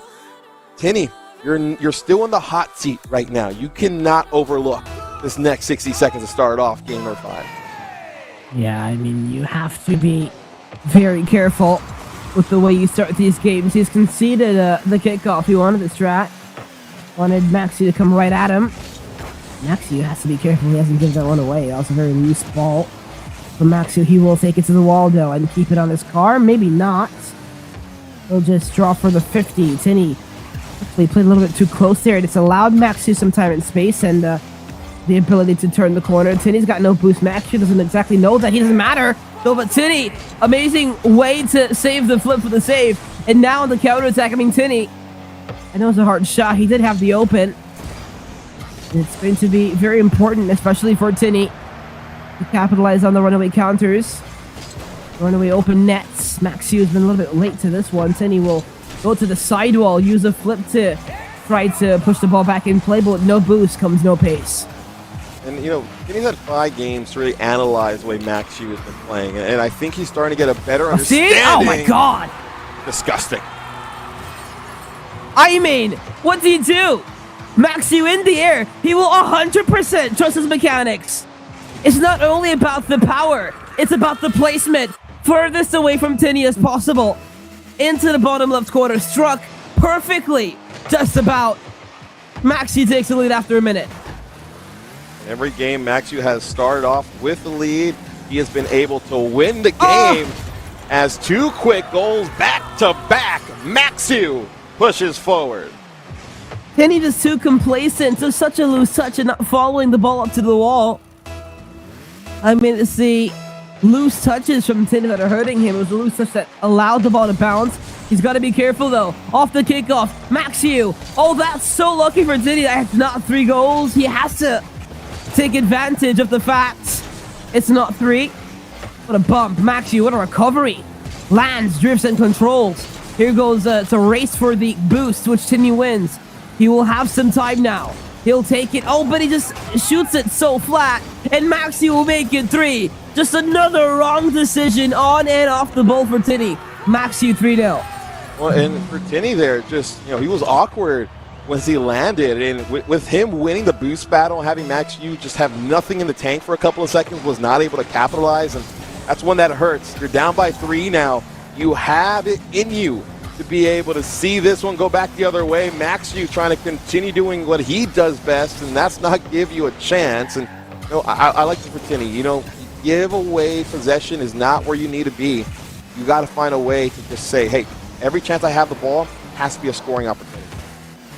Yeah, Maxiu's just got Tinny jumping with a really obvious fake for Maxiu, and Tinny just fell for it and has given the ball away. This time it's a Maxiu challenge that comes off the ceiling that earns him the respect of the entire field and gets him a goal. And, props to Maxiu. It just seemed maybe he kind of took that last game off a bit. He allowed Tinny to have too much of a lead early on, but he's making this one a no-brainer. Coming in with 2:40 remaining. 5 goals already up. Maxiu with the hammer and nails trying to shut this coffin down. Tinny's going to need a master class to be able to see himself climb back out. Yeah, Maxiu scored 45 goals this series, by the way. No, 50. He scored 50 because last game was 5. No, that was 40. Let's look at 40. I can't do math anymore. It's 40. He scored 40 goals. 3, he got 10 in the first 3. Or 10 each game in the first 3. That's 30. 5 in the last one. 5 this one. I was thinking if he got 10 now, he'd get 50. Oh, he's own goal. And so then what was the purpose of this? It came off the ceiling. He landed. He tried to get back under it by flipping, but you have struck it in your own net, brother. Well, I think he says if anyone's going to score this game, it's just going to be me. You're going to get your first goal, but it's going to be due to myself. And Maxiu, I gave you one, I'm taking another. 208, a 6-1, and we're back to it. Potential flight in hand to Brazil. We've seen quite a bit. And for Maxiu saying, I want to be in the sun right now. I got my shades, I got my sunscreen. Time for myself to get a tan because I'm burning up the competition so far. Yeah, I mean, that's unbelievable. That has been unbelievable. What is this, 41 goals so far? We are counting up. Let's see if he can get 45 in the series and break what Osaf did. Here's Tinny. Will try and take control. Really, I think Maxiu just needs a good 3 more to break. I think the current 1 series record, if I remember correctly, for a playoff bracket. There's Tinny in the air. We'll try to control Maxiu. Takes it right off of his car. Maxiu couldn't get back around it. He's going to run back to it. I think right now I'm more invested to see if Max is going to be able to get to another 10 number than if Tinny can make a comeback, because I think this game's over. Yeah, and just not enough time right now. And even if that one went through, we're kind of just hoping on just seconds to be able to win this one. But a goal right back. Maxiu leaves it alone. Now just saying we are now at a doomsday clock here for Tinny. But this one not over for himself. The remaining 60 seconds still have the lower bracket to go. We'll see who he potentially plays there, Mel. But Maxiu showing he's a real deal tonight.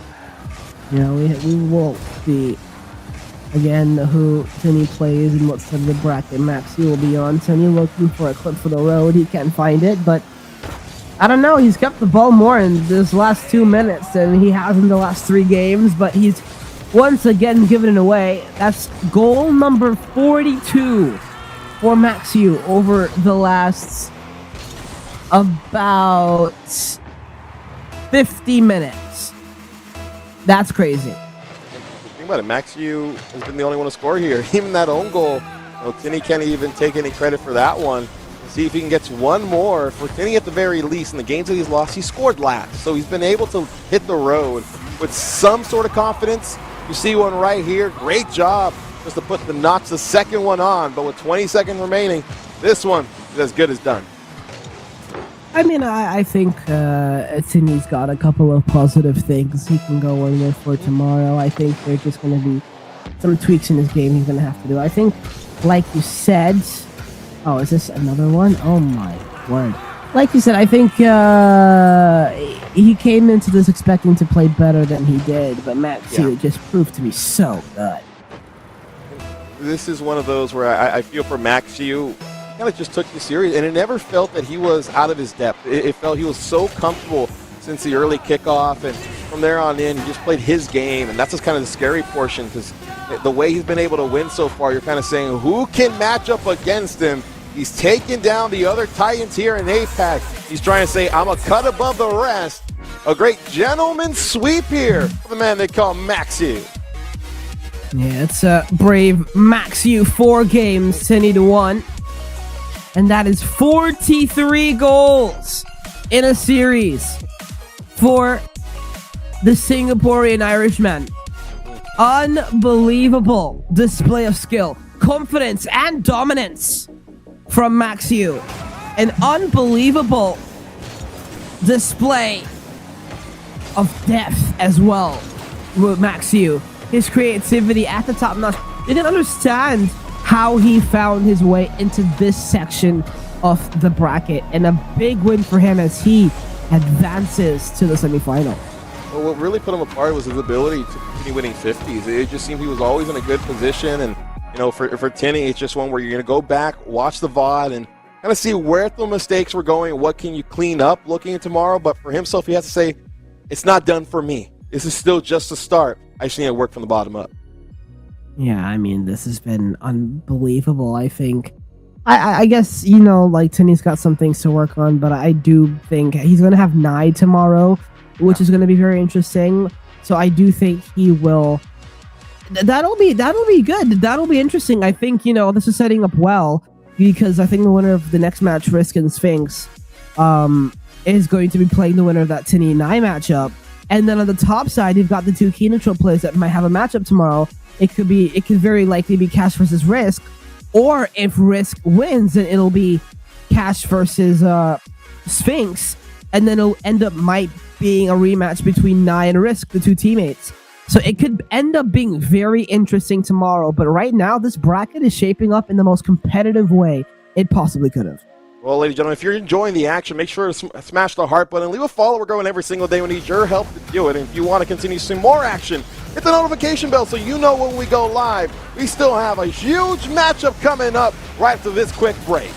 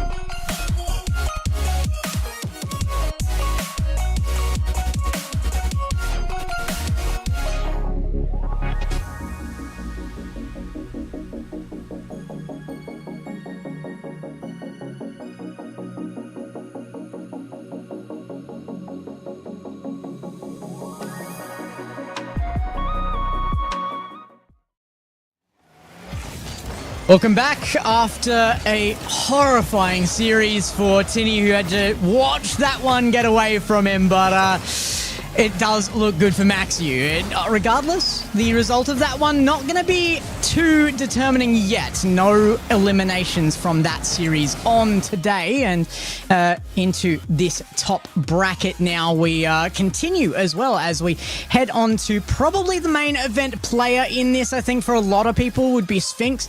Of course, you should be keeping your eye on Cash as well, having just won the 2v2s. But yeah, that early start for Cash out of the lower bracket means that he gets the privilege of taking on Tinny tomorrow. And Maxi will be moving on, of course, to his confirmed top 4 there.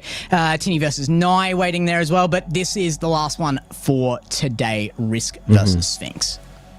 This is the big one. This is where we really get to see Sphinx tested. He definitely showed a little bit of frustration in yesterday's game, so that necessarily did not happen for him. Tank maybe gave him a game that was a bit more equal, but past that point, I mean, Sphinx is Sphinx, Borky, and he's got that reputation for a reason.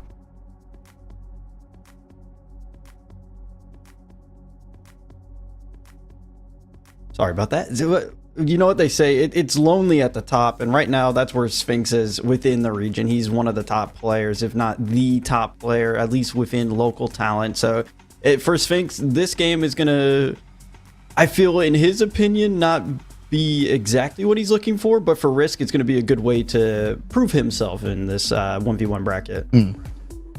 I do feel like Sphinx is, like, obviously going to be the choice in this matchup, but Risk has come into this region and proven himself time and time again on an individual front.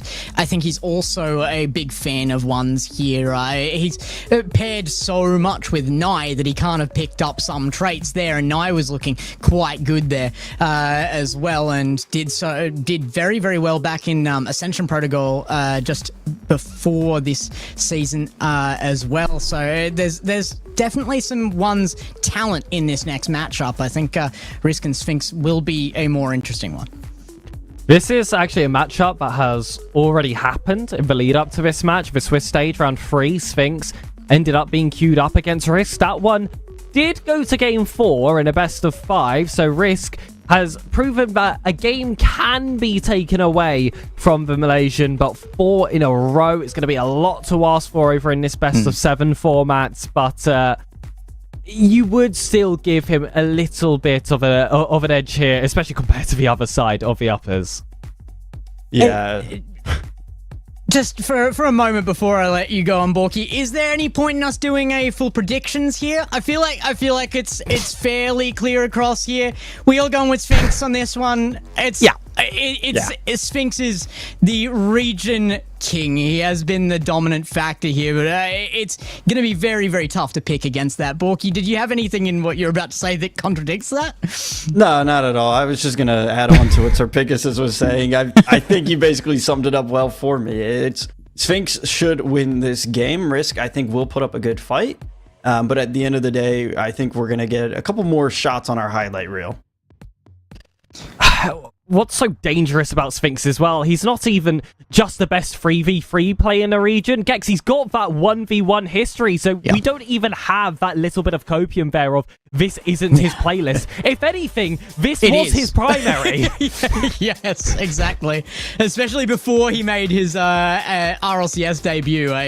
He was really grinding those lists. So that's exactly what you want to see, Sphinx being dominant in the game mode that he just loves to play around in. I'm expecting big goals. Yeah, and I think one of the biggest things too as well is we look at the introduction of 1v1 last season. Sphinx was the runner-up in that competition for APAC. So he has a lot to prove. This is a title that has eluded him, and for somebody who has won most of the titles within the region, I think he's going to want this one. Yeah, of course. I mean, he didn't get, in my eyes, a very fair shot in RLCS 2025. I mean, over in APAC, it should have always been region locked and just all APAC players. It is this time, and this completely opens the door to Sphinx. The only 2 players that, as of now, I see causing a bit of a trip there is potentially Cash and Maxiu, who have been his rivals for the entire season. Yeah. I mean, there's no Mina in the way to stop Sphinx this time, so it has to be Risk is the point we're making here. At least if it's going to get stopped in its tracks early to send Sphinx down to the bottoms. Can it happen, though? We have to find out on field. So you guys are going to get prepared to take this one away. Risk versus Sphinx on the field, and there's the 3 Cats logo there with Sphinx repping the TSM as always. There's the decal on the car. He's in that org for a reason. They expect high performances. Take it away.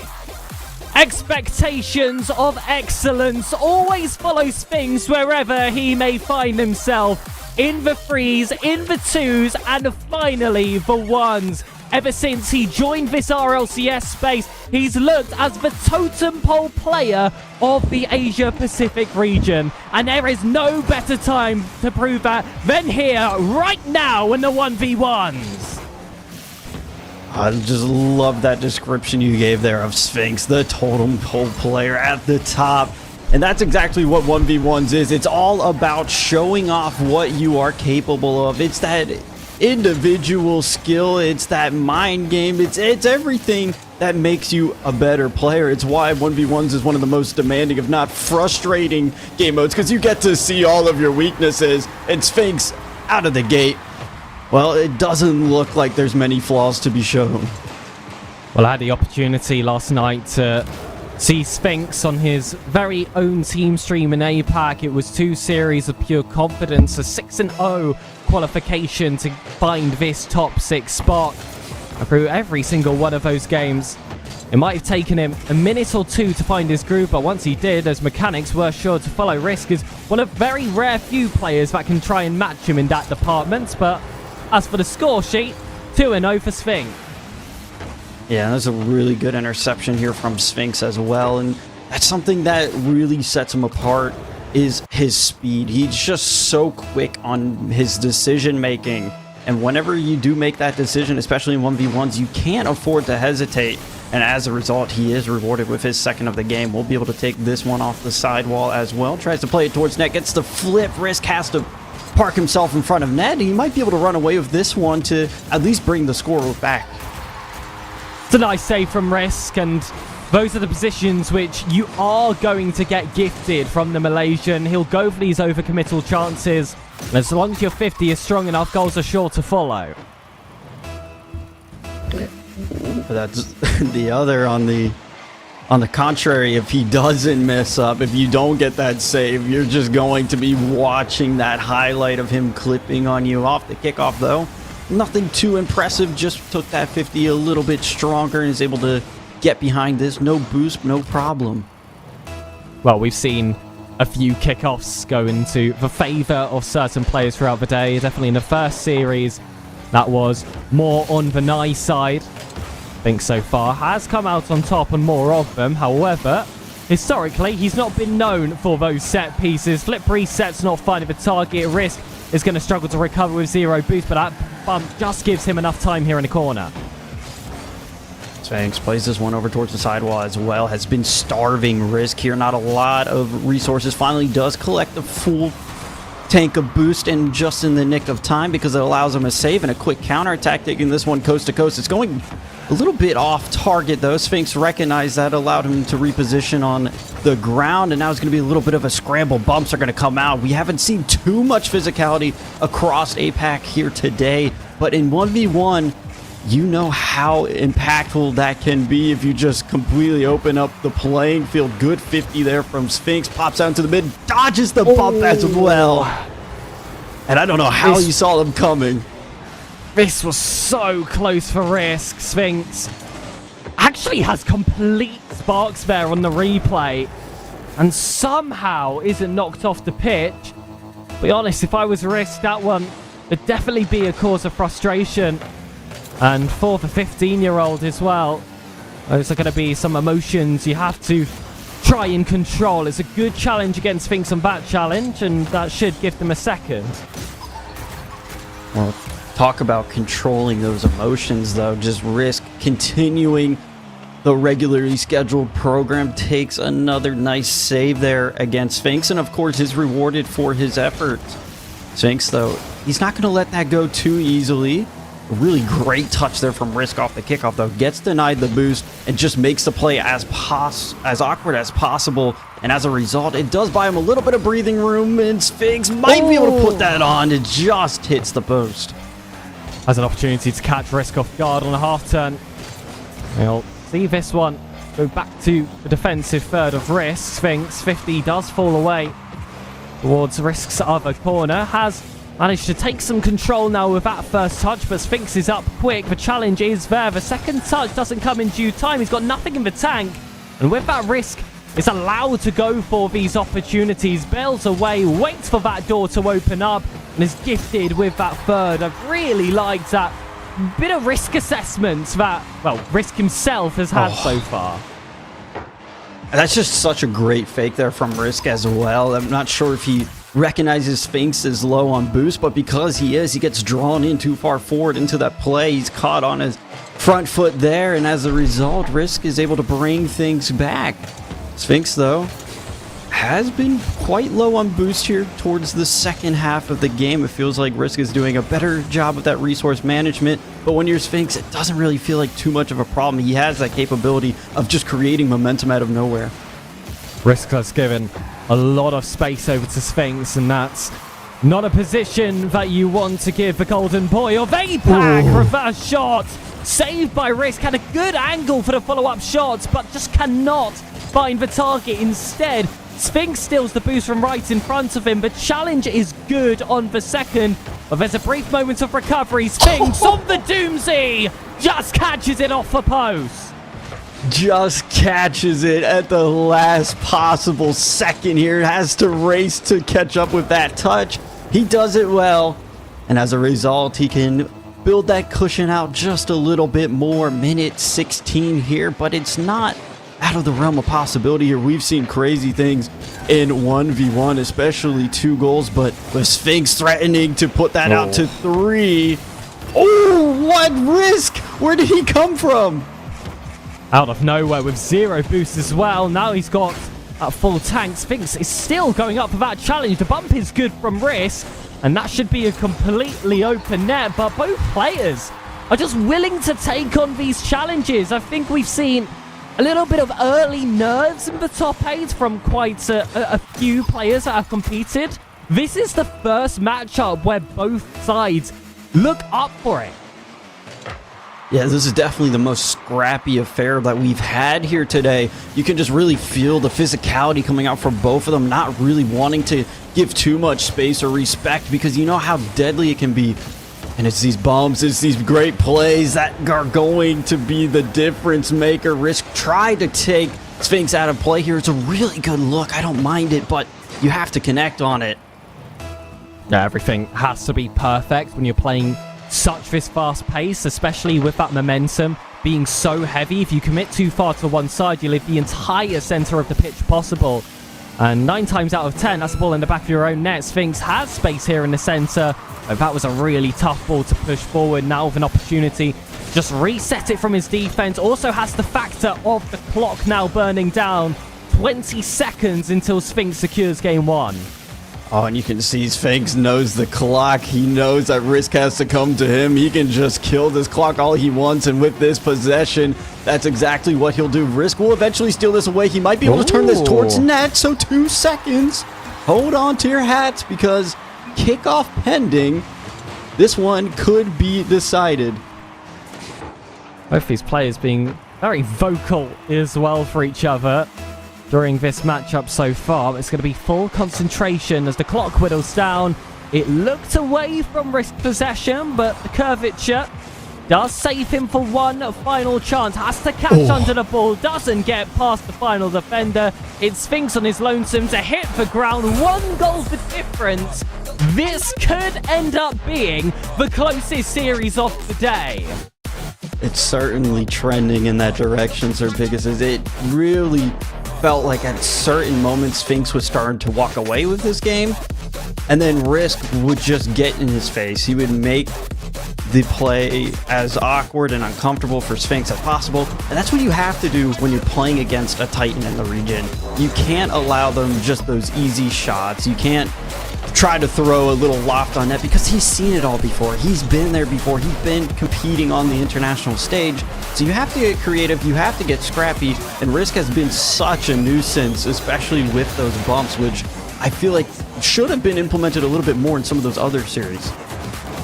It's not very often in a matchup that includes Sphinx, especially in a 1v1 where you're looking at him as the more experienced, older player out of the two.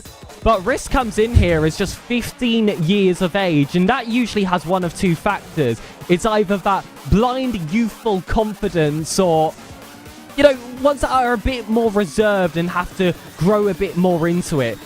Risk is definitely the former. He's coming in here with so much brazen spirit against a player who is arguably the best this region has ever seen, and he is thriving as a result. This is certainly a two-sided game.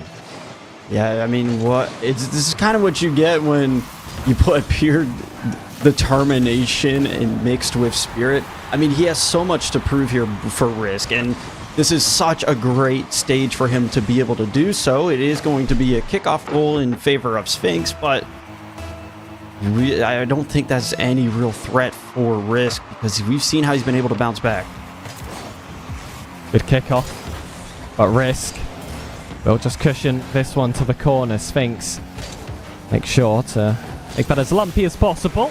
This is an uncomfortable spot for Risk to find themselves in, but Sphinx's pre-jump is a bit too ambitious. This should open up the door. I was worried about that back wall read for a second, but Risk does not miss those.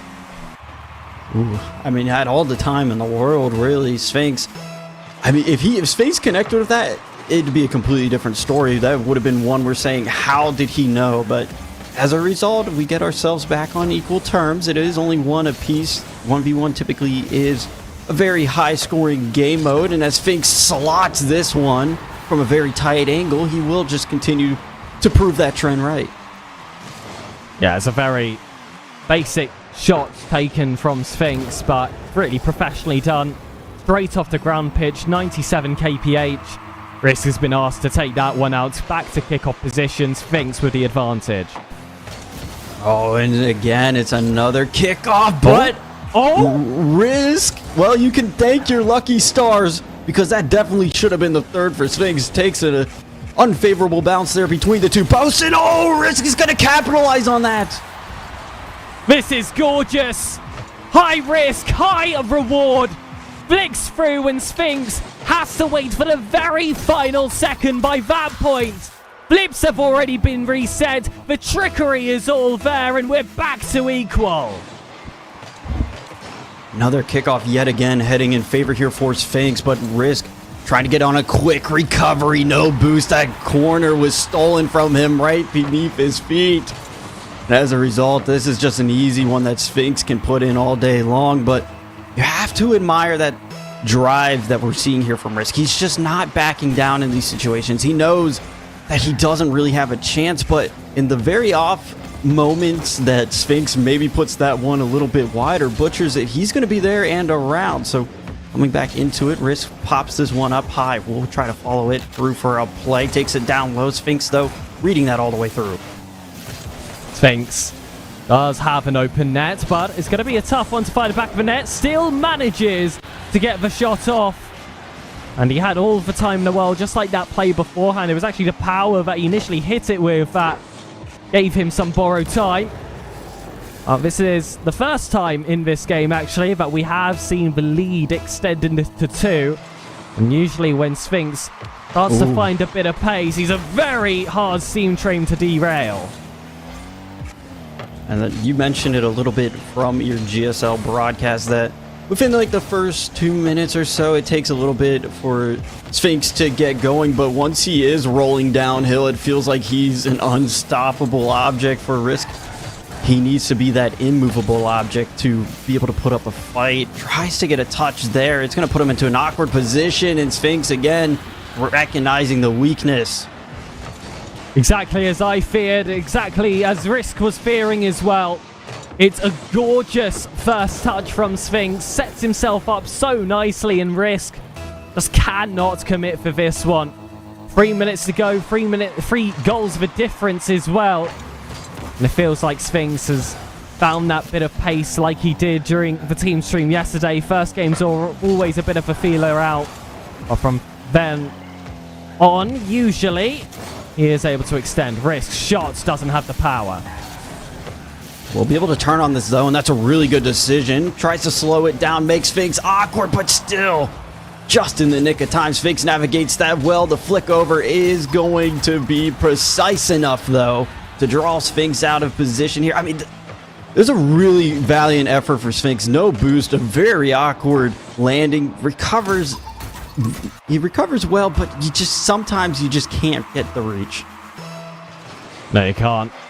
Risk trying to play the delayed kickoff. Sphinx has to cut in from the corner. The early flick, though, throws Risk completely out of position.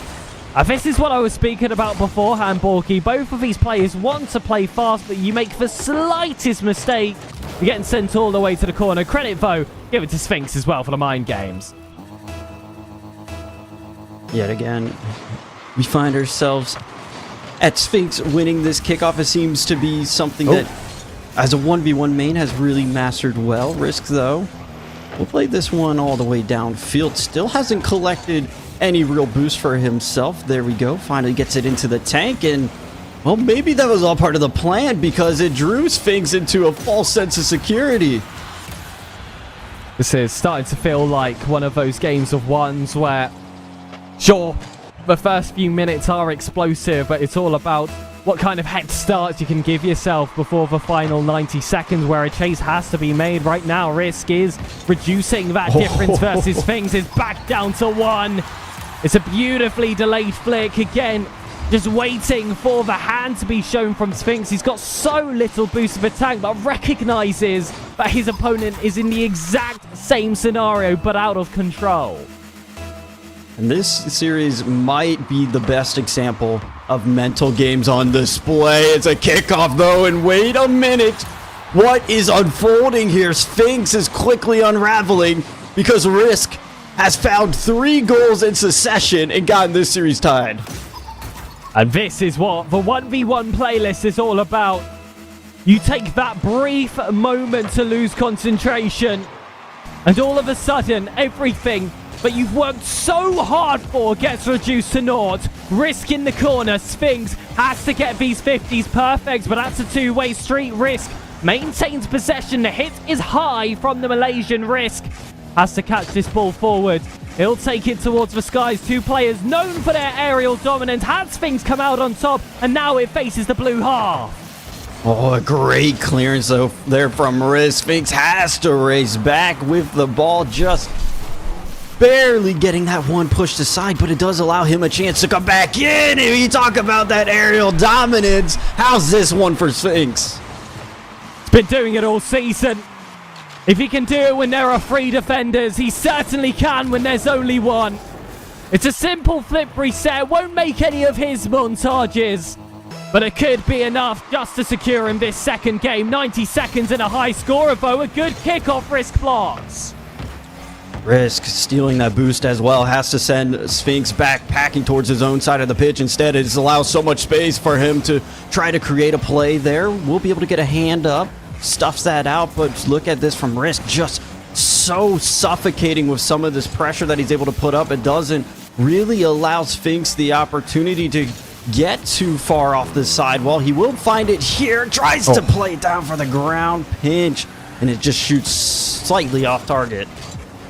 I love those attempts when someone is committing on the ceiling to just slam it straight off, take it back to ground, and usually you do end up falling quicker. Sphinx, as his reset, takes it back down. Risk is just completely outplayed. What do you do against a player that can do everything? You truly never know what Sphinx is going to do, because he can really just pull out any play. Could have put that high, could have put it low. You have to pick, and by the time your brain can finally make up all the information you have to process at once, it's too little too late. Sphinx has already put it in the back of the net. Sphinx isn't the best player because he makes the high percentage plays every single time. In fact, it's the complete opposite. He takes risks, he gets creative, he forces his opponents out of book. And even those that are as creative as Risk are subject to his mercy. Anyway, here's that talent on show. No flip reset from the first play. The plan B, though, forces a save out of Sphinx. 5 seconds to go. That one had to find the back of the net because now time is up and Sphinx will double up. Man, and it feels like just when things couldn't be any closer, Sphinx able to put it into second gear, show that he's still got a little bit of gas in the tank and pushes that one ahead. I mean, 12 to 14 shots. This game was decided by 2 goals. Those 2 shots are all the difference, in my opinion. Be a scary sight for Risk as well to see that Sphinx is going for a lot more of these just different attempts on the final third, whereas the first I felt like they were a lot more reserved, just wanted to see what Risk was capable of, and now this has become more of Sphinx's game. That is definitely something to fear, but timeout has been called for Risk, and we'll see if this one will be called off early. And we had a little bit of a conversation within the green room during the last series where we saw Teeny take that timeout, and the real question that I've wondered is, when you do get into this 1v1 situation, how do you use this time to collect your stuff? Usually we know if the 2v2 or 3v3, you have that teammate, you can have that presence that's bringing you back in, even especially when it is those close games, because it is going to be so devastating and heartbreaking to lose these games if you are Risk, because it feels like at any moment they could have gone in his favor. It just didn't. It's that little step up from Sphinx in the high flying plays. But what do you do, Sir Pegasus, to compose yourself here? I think this is just a moment to just put the controller down and just take a few deep breaths. 1v1 is so intensive the entire time. You're consistently trying to read exactly what your opponent's doing, and you know if you're just one car length away, all of a sudden that ball could be right over your head, or you're giving too much space to a player like Sphinx who can do so much with it. And to just have a moment where the cogs can just stop whirring for a second is going to be so valuable to reset for Risk. Well, that's exactly what he needs. Just take those deep breaths, take your sip of water, relax those elbows, because you are playing against Sphinx, and well, you've kept it close for the most part, Risk. You are definitely giving a performance to be happy of. We'll have to see how this timeout translate as we now head to the field. It is game number 3, Sir Pegasus, and match point is pending for Sphinx. While Risk took that moment to stretch, Sphinx is going to use this moment to extend the lead he already has. Sweeps potentially on the cards whenever Sphinx finds himself on the pitch, and it looks like one of those series that definitely could fall that way. Ooh. But Risk has kept it close and will grab the opener on the timeout path. This is a very, very rare mistake here from Sphinx. Just a little too ahead of himself. Gets the backflip. You hate to see it, but hey, that's what Risk has to do. He has to capitalize on those mistakes from Sphinx, because they're going to be very far apart and very few, if any. Back out to Sphinx though. Quick challenge. Beats Risk, and this will surely find the back of the net as well. No punches pulled, no chances wasted. Sphinx is definitely looking to get the brooms out. We've seen this scoreline how many times here in this game. Risk, though, looks like he's changing up his kickoff strategy a little bit. We'll be able to navigate this one well to the sidewall. I like this here from Sphinx, just taking it all the way back, grabbing that boost, because he knows Risk will challenge him early. He knows that he can draw him out, and he's going to go in for the flip reset and score that faster than he can say onomatopoeia. This is such a lovely setup. The pop is good, the control is nice, but a bang is even better. Sphinx to go 2 up. It happened so quickly after the response of Risk early in this game. And just when they thought they had that bit of control, the TSM man again brings the logo onto that top spot. Oh, but Risk, he's showing that he's got a little bit of mex in him as well. Takes that flip, uses it to force this ball downfield. A lot of velocity being generated behind this play. It really just picked up the pace entirely of this series. You can feel that pep in the step coming out from both of these players now as Sphinx flicks this towards target. Risk has to dive across the net, but is rewarded for a save. Back towards Risk. Sphinx manages to get that beat and has so much time, but he can just waste in front of a goal if he'd like to, and he will do exactly that. Waits for Risk to be slotted first, but those ones will not be worth 2. Look at this. You could call it some really good time management from Sphinx, but that just, I think, as funny as it was, it highlights how much control Sphinx has over the game at any given moment. I mean, he basically brought that ball to a standstill, and he's going to just continue to lay into Risk here as he gets himself yet another kickoff goal. Has another crack at net. It's a gorgeous bang. You won't hear a ding. And I'm running out of all the onomatopoeic descriptions for Sphinx so far. It has been complete chaos, but it's all come from that orange side. It's a good kickoff though for Risk just to get another one back. We know that he can fight back late in any one of these games. But with the way Sphinx is playing, crossbar hits like that one cannot be too common. You're not going to get many of these chances. Yeah, you're not going to be able to produce that many shots on net. Going for the hook here, tries to play it under Sphinx, covers about the medium range of the net, and as a result, this is going to be a foot race here for Risk. He has nothing in the tank, overexerted himself trying to get a miracle back in, and it just continues to widen here, Sir Pegasus. Just when Risk had a bit of a feel for this game, Sphinx disrespectfully, frankly, has just snatched it right back. We're not even at that halfway point. We're not even at that forfeit period for Risk, who, if he did call it, at the very least, wouldn't be eliminating himself. He will have another chance in that lower bracket.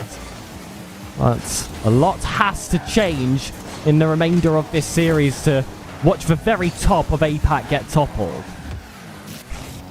And just continue to watch this here from Sphinx. Whenever he finds himself low on boost, he will hog that ball as much as he can until he finds a couple pads or that big boost, because he doesn't want to allow Risk any opportunity to have possession. This game has been purely dominated by Sphinx's possession. Will scare Risk off, and as I said, he did that so he can get possession of this ball.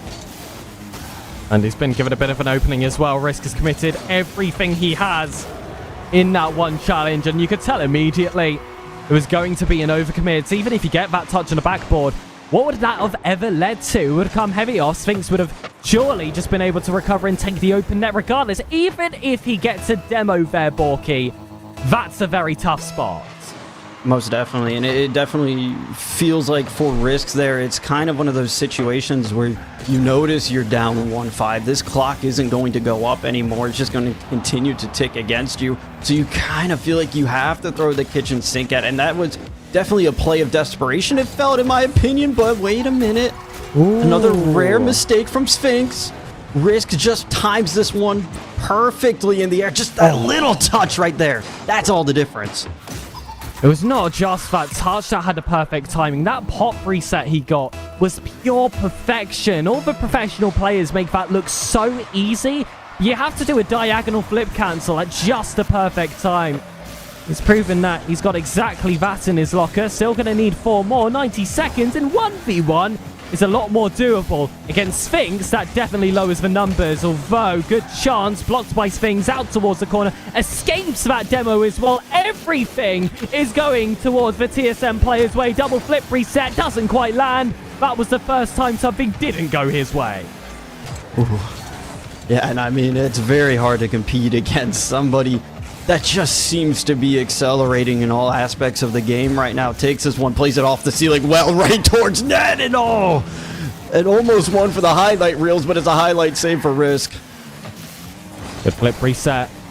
Just trying to grab something out of this game as more time goes on. It does feel like that Sphinx has this third one in the bag.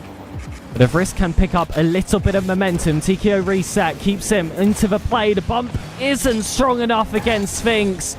He's throwing absolutely everything at Vimborki, and it's still somehow not enough. And now Sphinx on the other side gets his own attempt. Yeah, I mean, it really just feels like at this moment here, Sphinx is Superman, and Risk needs to find whatever his kryptonite might be. He's deleted off the pitch. Here comes another attack off the sidewall looking for this. Gets the flip. Oh, that... I mean, you could just feel that Sphinx is starting to have a little fun with this, and that when you're pulling shots out like that, that means the confidence is flowing. This is exactly what happened to the GSL as well. The deeper you got into any... Oh my goodness. The deeper you got into any given series, the more mechanical plays he would start attempting as his confidence grew and he knew that he would have a series in the bag, as he probably feels right now. That's when the entertainment factor really gets added to this beautiful esport. Yeah, I mean, we've talked about some of the stat lines in these other games where Risk was pretty well matched with Sphinx when it came to shots and some of the other categories, but it really felt like this one, Sphinx was just running away with the show. There wasn't really too many moments where I can highlight where I was like, yeah, this is Risk keeping it as close as he could in this series. It felt more like I need to make a play now because I threatened to go down match point. Well, we've seen these positions before. It's going to be a must reverse sweep for the likes of Risk, and this one just seems a bit too unlikely for me. At this point, I'm looking for Risk to take this game by game and honestly just get the practice against top level competition, because chances are now you're going to find yourself in the lower bracket, and I believe he doesn't flip to the opposite side either, so he might be playing cash in that first matchup. And if that is the case, you still need to be on your best behavior in preparation. Well, so far Risk has done a very good job up until game number 3 as making it as competitive as possible. It's been some of the closest games we've had here all day. And now, with his back against the wall, reverse sweep needed to make it into the top 4. Let's see what he might have in store. Sphinx almost showed us a double tap, and now this is your answer being given from Risk. Reset doesn't come through. Instead, just boils down back towards Sphinx. He'll take that corner boost, that bump. Is it going to throw him outside of possession instead? He'll take the ball high, flip, reset. This is familiar. The musty is good, but a save is even better. That placement was beautiful there from Sphinx, but Risk just barely getting there in the nick of time. What? They will trade demos. The ball's just stagnant here on the goal line. Sphinx will spawn in, collect that, say thank you very much. Oh my god, he's going sideways. Admin, do something. You gotta stop him. Someone's gotta step in. This is starting to get disrespectful. Risk was able to take a game away from Sphinx during the Swiss stage, but he can see that championship on the horizon now that he's at playoffs day 1. And now Boss is a different beast out of a player, but it's another fantastic save from Risk. You know, we're talking about how demoralizing it might be to concede some of these goals.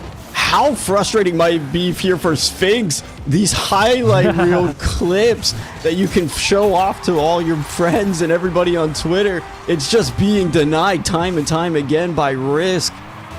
And as a result, from a play that was a little overzealous, it is Risk taking his first lead here in the series.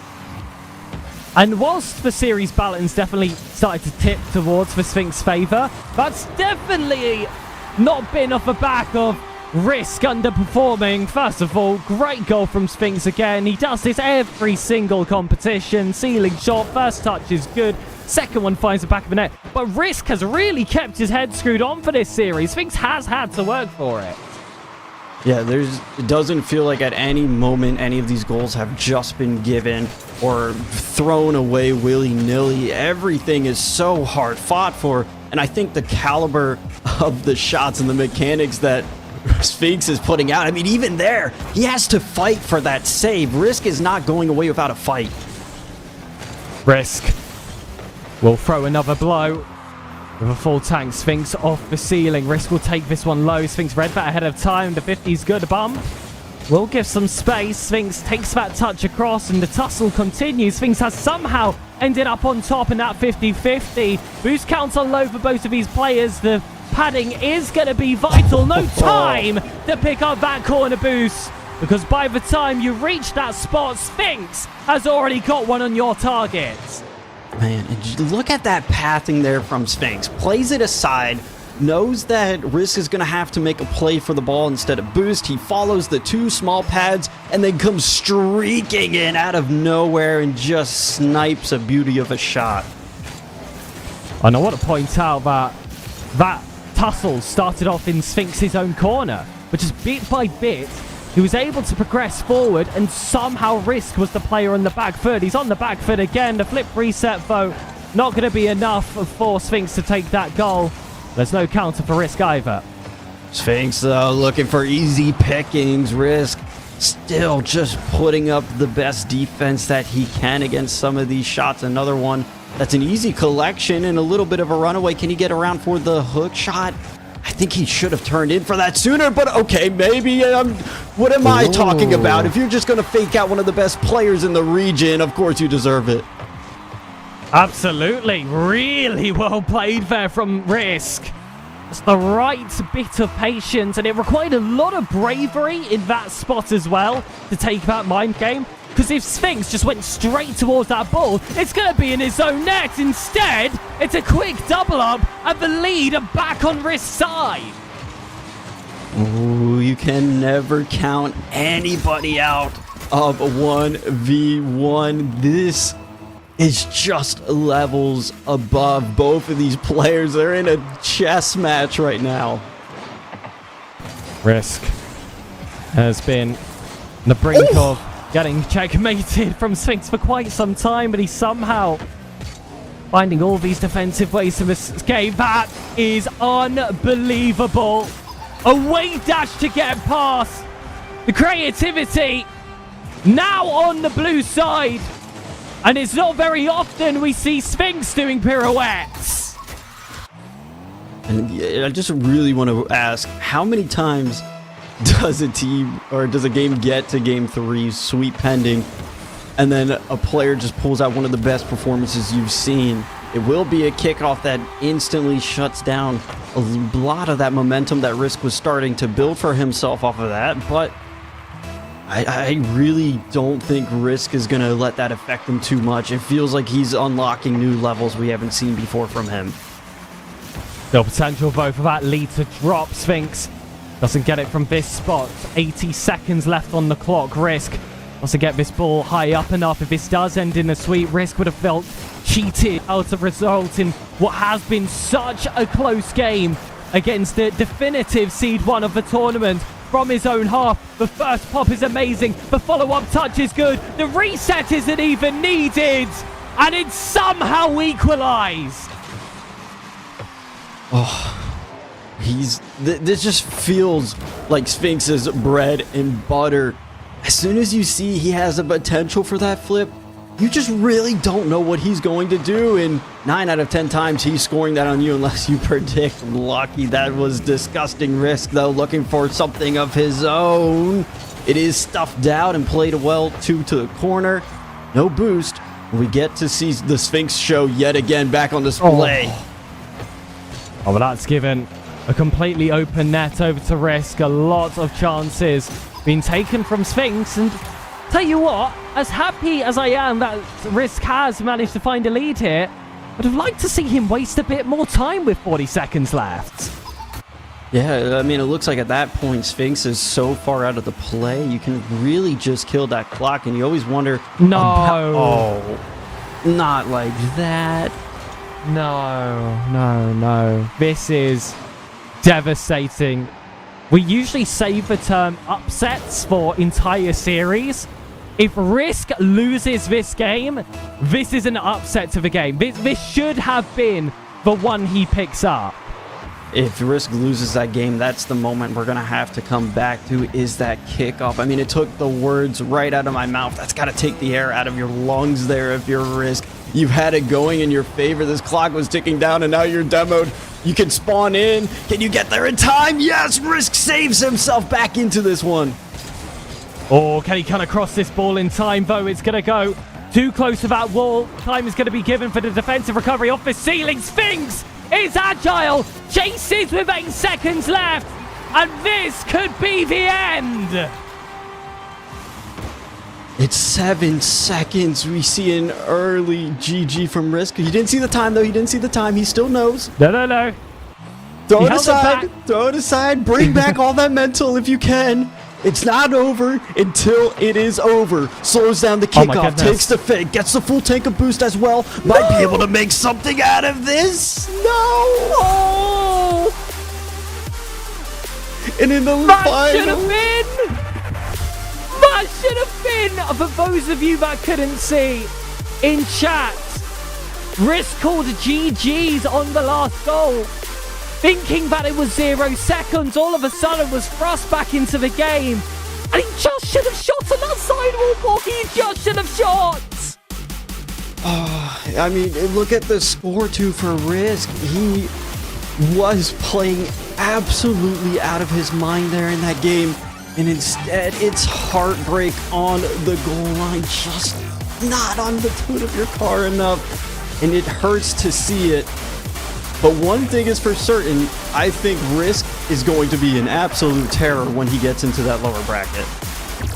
And he has to run the absolute gauntlet in the lowers as well, with Cash and Maxu to face in a row if he wants what's likely going to be a rematch in the grand finals if Sphinx continues to live up to his expectations. But I tell you what, Borky, I haven't seen anyone make Sphinx sweat like that in time in that playlist since, well, Shaddy, who took it all in 2025. But, you know, I digress. Well, we know Sphinx has been saying that he wants tough competition. He wants to be challenged at all levels, and I think that's exactly what Risk achieved there. Of course, it is going to be recorded as a 4-0, but on Liquipedia, when you click on the games and you see how tight the score really was, you'll know it was a completely different tale. Yeah, there's a reason you've got to tune into the broadcast, ladies and gentlemen. So if you haven't already, please make sure to follow with notifications on, because we are going to be back tomorrow with the final day of playoffs to crown our second ever 1v1 champion in APAC. Well, probably the first ever APAC 1v1 champion. We have that at the very least. Well, I think we do have a little bit of a treat for everybody in store. An interview is coming up here with Sphinx, and we're going to go ahead and get ourselves over to Melikim to bring us Sphinx. Let's hear what his thoughts are after that barn burner of a game. Wagwan! Wagwan Sphinx, an absolute sensational matchup that you just had. It's been a very, very hectic past couple of days, and it's a very beautiful, at least for me, Sunday morning or Saturday morning, Saturday evening for you. Sphinx, how are you doing? I mean, I almost threw that last game, so sweating quite a bit. I low-key took it too easy at the end, but wrapped it up, got the win, and looking forward to tomorrow. Yeah, I mean, of course, you've been one of the best. You've probably been, I mean, you know, you might be a little bit humble about it. I don't know how humble you are about this, but you might probably be the best player in this region's history. So there's a lot of expectation, I think, for you. But, I mean, how are you taking it stride by stride? I mean, you had the threes. You were the best team in the world, in APAC, in the entire 3v3 bracket. You're the best team, the second best team in APAC in the 2v2. And the 1v1, how are you taking this? Especially against the rest of the field? How do you compare yourself against, you know, Nai, Maxu, you know, Cash, and the rest of the field? Well, I normally just take it all easy. If I lose, I lose. Everyone knows that I don't take 1v1 that seriously. Like, I just try to have fun and play for my mechanics. And if on a good day, I score my mechanics. On a bad day, I get scored on a lot more. But now that I made it to the top 4, I mean, I don't mind if I lose now because everyone's here is like really, really good. I would really be disappointed if I lost in like day 2 or something. But, like, it's fine now. Yeah. I think in general for you, I mean, you've been one of the, you know, the region's greats. Where do you, I guess, because you're playing Tinny and Nai, did you get to see the Tinny Maxi matchup right before yours? Yeah, I mean, I was watching it not too closely because I didn't know I'd be playing against one of them. So Yeah. I have no idea how they play, but I'll just play the same anyway. So why does it matter? Yeah, I mean, you've got the winner of Tinny and Nye tomorrow. We've got the winner of that matchup. How do you kind of trust yourself in that matchup? Nye had a really good match against Furlash. What are your expectations for your match, if there are any for you? If I wake up on the normal side of the bed, I should be able to win, and my car moves normal, then I should be able to win. But if things go downhill from the first game, then you might be in trouble. Yeah. You've been, of course, representing TSM for the past couple of months, and you're gonna have a chance at the World Championship. So this is a great warm-up. These past couple of weeks have been a great warm-up for the World Championship and beyond. So for you, I guess, how are you taking these past couple of weeks? I mean, we're in the middle of, this very blank, part of the season. I don't know how much APAC 6-mans is popping. I saw a couple of queues a couple days ago, and throughout the past month. But in general, how are you kind of delegating your time to maybe keep your hours up if you are? Yeah, I mean, I just get on I get on every day for like an hour or two just to keep my mechanics, because there's not really any practice to be done, and I can't scrim with Kata because he's back in Germany. So I'm not really trying to scrim or practice or anything. I just keep my hands warm every day, and that should be enough for the World Championship, I guess.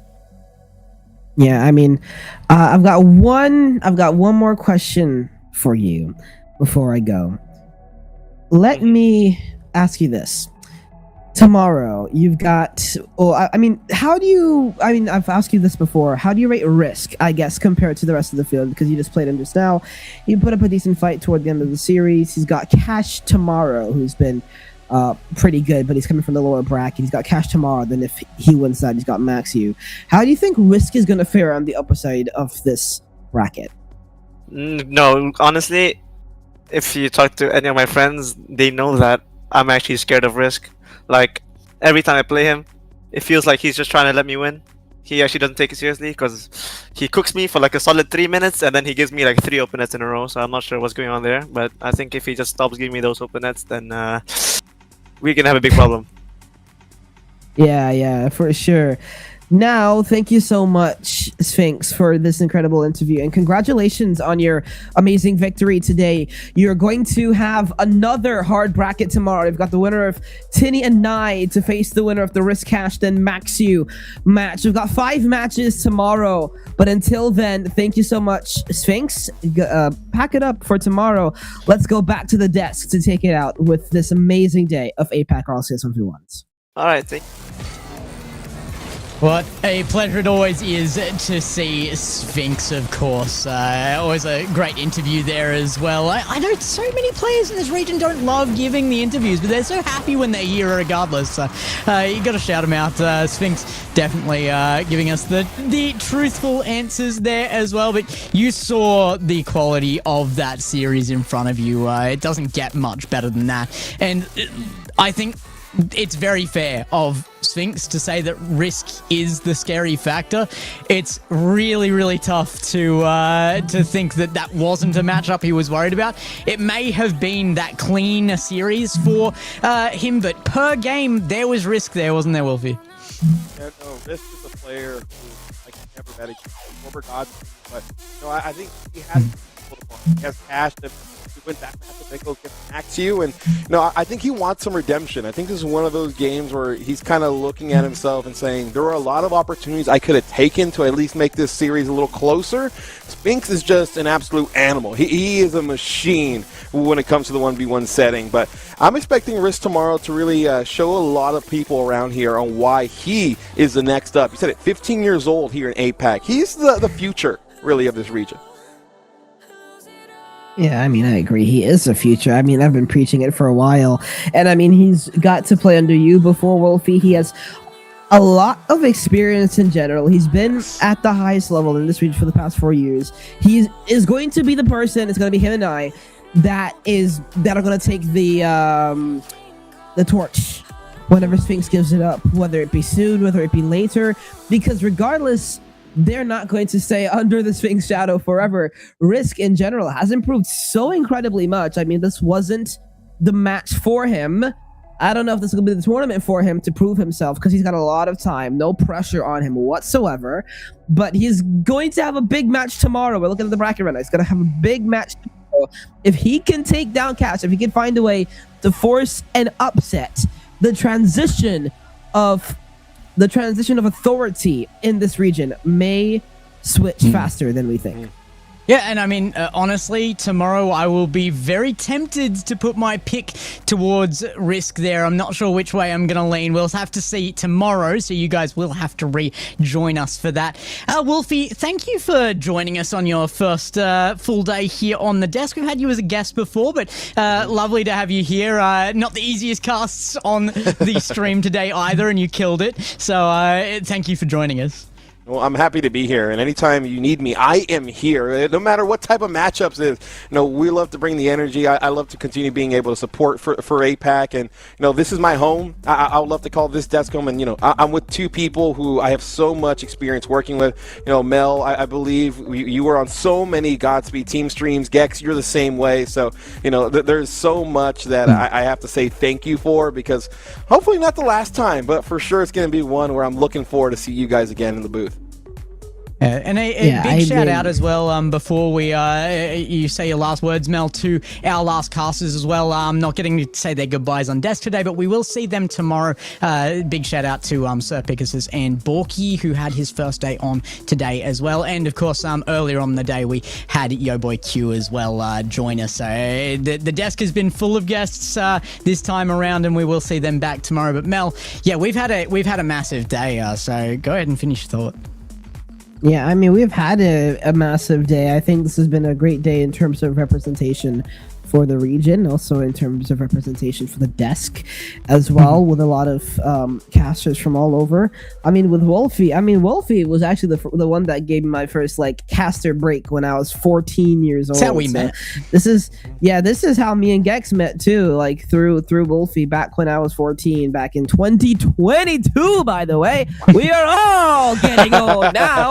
But no, it has been a while. It's been a long while, and this is a very, very significant full circle moment, I think, for me. I was when it was only right for when Wolfie to come on, I'd be able to cast with him, because this was absolutely amazing. And he crushed it, because he's an amazing commentator. He's the one that gave me all the casting advice when I was younger, and same thing with Gex as well. So I'm with two of my biggest mentors in my career, so I'm really happy.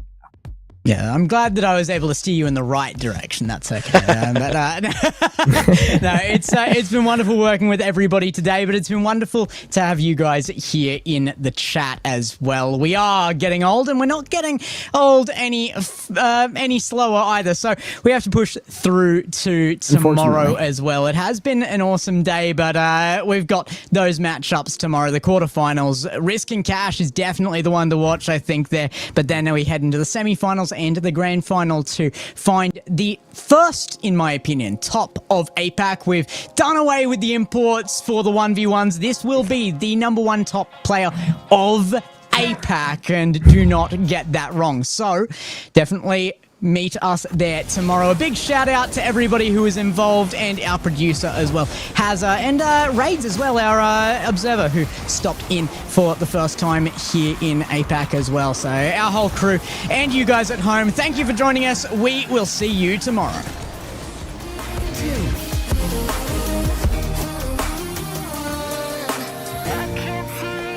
Laying on my floor, thinking about all the things that we've been through. From 24/7 to pretending like I never met you. No, it's all for the best, 'cause I know where I'm at every time we're together. Going out of my mind, and I wish I could lie, tell you that it gets better. Now that you're gone, they say time should heal, but